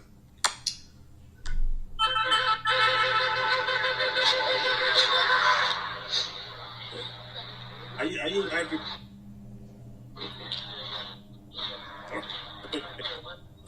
Let's OIK, take us home. What's on your mind? Hey, yes, I will. Great space as usual. Learned a lot. Thanks, Mr. Obieri, for joining us today. I hope you come in again and again and again. We keep learning and we keep working hard to figure out things. We're beginning to figure out this insecurity thing because we have no government, as we know. I mean, no government, so to say. Well, I just asked for the mic again because I'm wondering, Kalu, how are you watching the match? The channel we used to watch it on is not, we don't see anything. You have to do pay for view. I think it's You have to pay-per-view. My friend has something, I'm going to go over there. So, yeah, pay-per-view. Okay, do pay-per-view Fios? Do BEIN. I think that's the cable station that has it. Or just Google it, you'll see it. Just Google pay-per-view AFCON, you'll see it. Great, thank you. Okay, thanks for the space again, for all you do. And I just want to use this to say, buy Mr. Kalu's book. It's a very nice read, very easy to read. The typeface. You bought 5 copies, didn't you buy 5 copies? I bought 6 copies, plus my own copy from Amazon. Then you send me 5, right? I bought 6 copies, and I'm going to give that to people because again, investment issues, finance matters, the jingoism, the verbiage. People don't know it; they think they know it, but then they can have it as a good resource. I'm going to give it to people. So buy one and buy one for somebody. Okay, it makes a good read. The analogies are very beautiful, easy to understand. Thank you. Gotcha. That shout out. Doc Oberi, let's turn our producer. What's your final word on this? We'll be here for nearly 3 hours. We'll have continued, but we have a hard stop to support Nigeria. My final word is that the citizens should never shut up. They should never be shouted down. They should keep on pushing, keep on talking, keep on demanding for good governance. I was just reading through one of your posts where you clearly listed by numbers of Obasanjo's achievements. And I could see the lame argument of some people who should know better. You know, the kind of space I see in Nigeria, sometimes I just wish that there's a way we can just create country from some group of people based on their philosophies and their thinking. You know, we'll keep on pushing. You know, that because an artist, a song called Nigeria Jaga Jaga. Honestly, that means that you know. So you know, when I went through that your page, I saw the comment of people that I just said to myself, God, who can redeem this land? You know, it was a very straightforward thing. Anybody who is even my 11-year-old child will see that number and will clearly decode and tell you this is what it is. You know, God will help us, and God has already helped us. But I tell you, I still retain so much hope in this country. Something must shift, something must give way. We cannot continue this way. Thank you, guys. Thank you, guys. You've heard it all. So this weekend, we'll talk about the NNPC loan. Doctor's giving his opinion on the loan. He says it's an expensive loan. And Nigeria could have borrowed cheaper, and that we had no business borrowing at 11.87 APR from the international community, which had no business doing that. We'll talk about the exchange rate and monetary policy from the CBN. High marks for Yemi Cardoso, the CBN governor. He's doing a lot of good things in this policy that he has rolled out. We think there will be immediate benefits, but we caution that if the benefits are not followed by constructive and systematic change on the fiscal and the executive side to sort of line the economy to what the CBN is doing, then we didn't say third quarter, fourth quarter, this could all be unwrapped. So Yemi Cardoso is laying the framework for the executive to then come out and bring out economic policies that will continue and to perpetuate what has been done already. We've seen the immediate effects. Higher inflow of dollars has come to Nigeria. We've not yet seen the effect on inflation because the CBN can't really touch that, apart from raising the monetary policy rate to 19% to give you a real rate of return or near a real rate of return. The CBN cannot really affect that inflation rate because the CBN alone can't produce food. Food is going to be produced by the security services going to the hinterland to bring down the insecurity so that the farmers can then get their output to the cities. When the cities get new, cheaper sources of food, then inflation starts to fall, and that ultimately brings down inflation. At least bring it down to single digits. Even if it's double digits, at least 10%, not the 28% that we have it. Naira is under attack, and that attack is coming not from speculators, but from the guys that are stealing crude oil to export out of Nigeria. That's the number one attack. Speculators only exist when there's something to speculate about. If you take away the speculative activities, then there's nothing to speculate about, and the Naira will gain value. Hence, if Nigeria is able to export more crude oil, the Naira will gain value immediately. We should not waste our time chasing speculators, but focus all our energies on the export of crude oil and gas, as this will guarantee a stronger Naira and then will allow the CBN to get the ammunition in terms of foreign reserves to then attack the markets more expeditiously. that's the summary of today, guys. Thanks for hanging out with us today. Next week, I'm not sure we will have a space because, let me just be clear, I would be in transit. If we can have that space, I will let you guys know. But all of next week from the 20th, I'm going to be in Nigeria. I want to have a live space if possible. We'll have a venue and we'll just do a live space. So you guys are going to come and we're going to do the questions and we're going to take the answers right there to be live audio with the space in Nigeria, maybe somewhere in Lagos or Abuja. So that's what we're going to do next week. So guys, plan. Also in Lagos and Abuja and another city, I'm hoping to host just to be there with the books. If you bought a book from me, bring it over and I'll sign. We can do a selfie. We can talk about what's going on. Just have a cocktail drink. Nothing too serious. I'm trying to get a venue. At the place I got, I think it might just be a little bit smaller. Just going to get a place and I'll advise you guys this week. So it's going to be one day, bring your book, or we'll hang out and we'll just talk. If you have a question around the book or personal finance in Nigeria, we'll get this done. So that's going to be the week of the 19th all the way to the 24th. But it's going to be on the 24th day in Lagos. We're just going to get a venue and then you guys can come in there and we can meet and we can talk and all that, right? So let's do that, guys. Space next week. If it's possible on Sunday, I'll let you guys know. But definitely next week on the 24th in Lagos, we're going to hook up, do book signings, do quick Q&A, and if possible, do our space on that day and just get it all done. So I look forward to seeing you guys. Be nice, and we should be golden, right? All right, guys. So guys, go enjoy. Nigeria's about to play in about 10 minutes or so. I know we're going to win it. How do I know? Nigeria has beaten all the countries that she has a higher GDP. So once Nigeria has a higher GDP, Nigeria beats that country. We're beating South Africa, we're beating Angola, we're beating every country in Africa that GDP was higher. So I looked at the GDP, right, of Nigeria and Cote d'Ivoire, and of course, Nigeria's GDP is 462 billion, and Cote d'Ivoire GDP is 70 billion, which means, according to the rule of GDP, Nigeria is going to defeat Ivory Coast and bring the cup home. That cup wants to go to a nation with a high GDP, so it's coming home. I said it, and it's going to happen, guys. So, congratulations to Nigeria. It's going to happen. I'll see you guys next week in Lagos. Have a good one, guys. Over and out. See you all.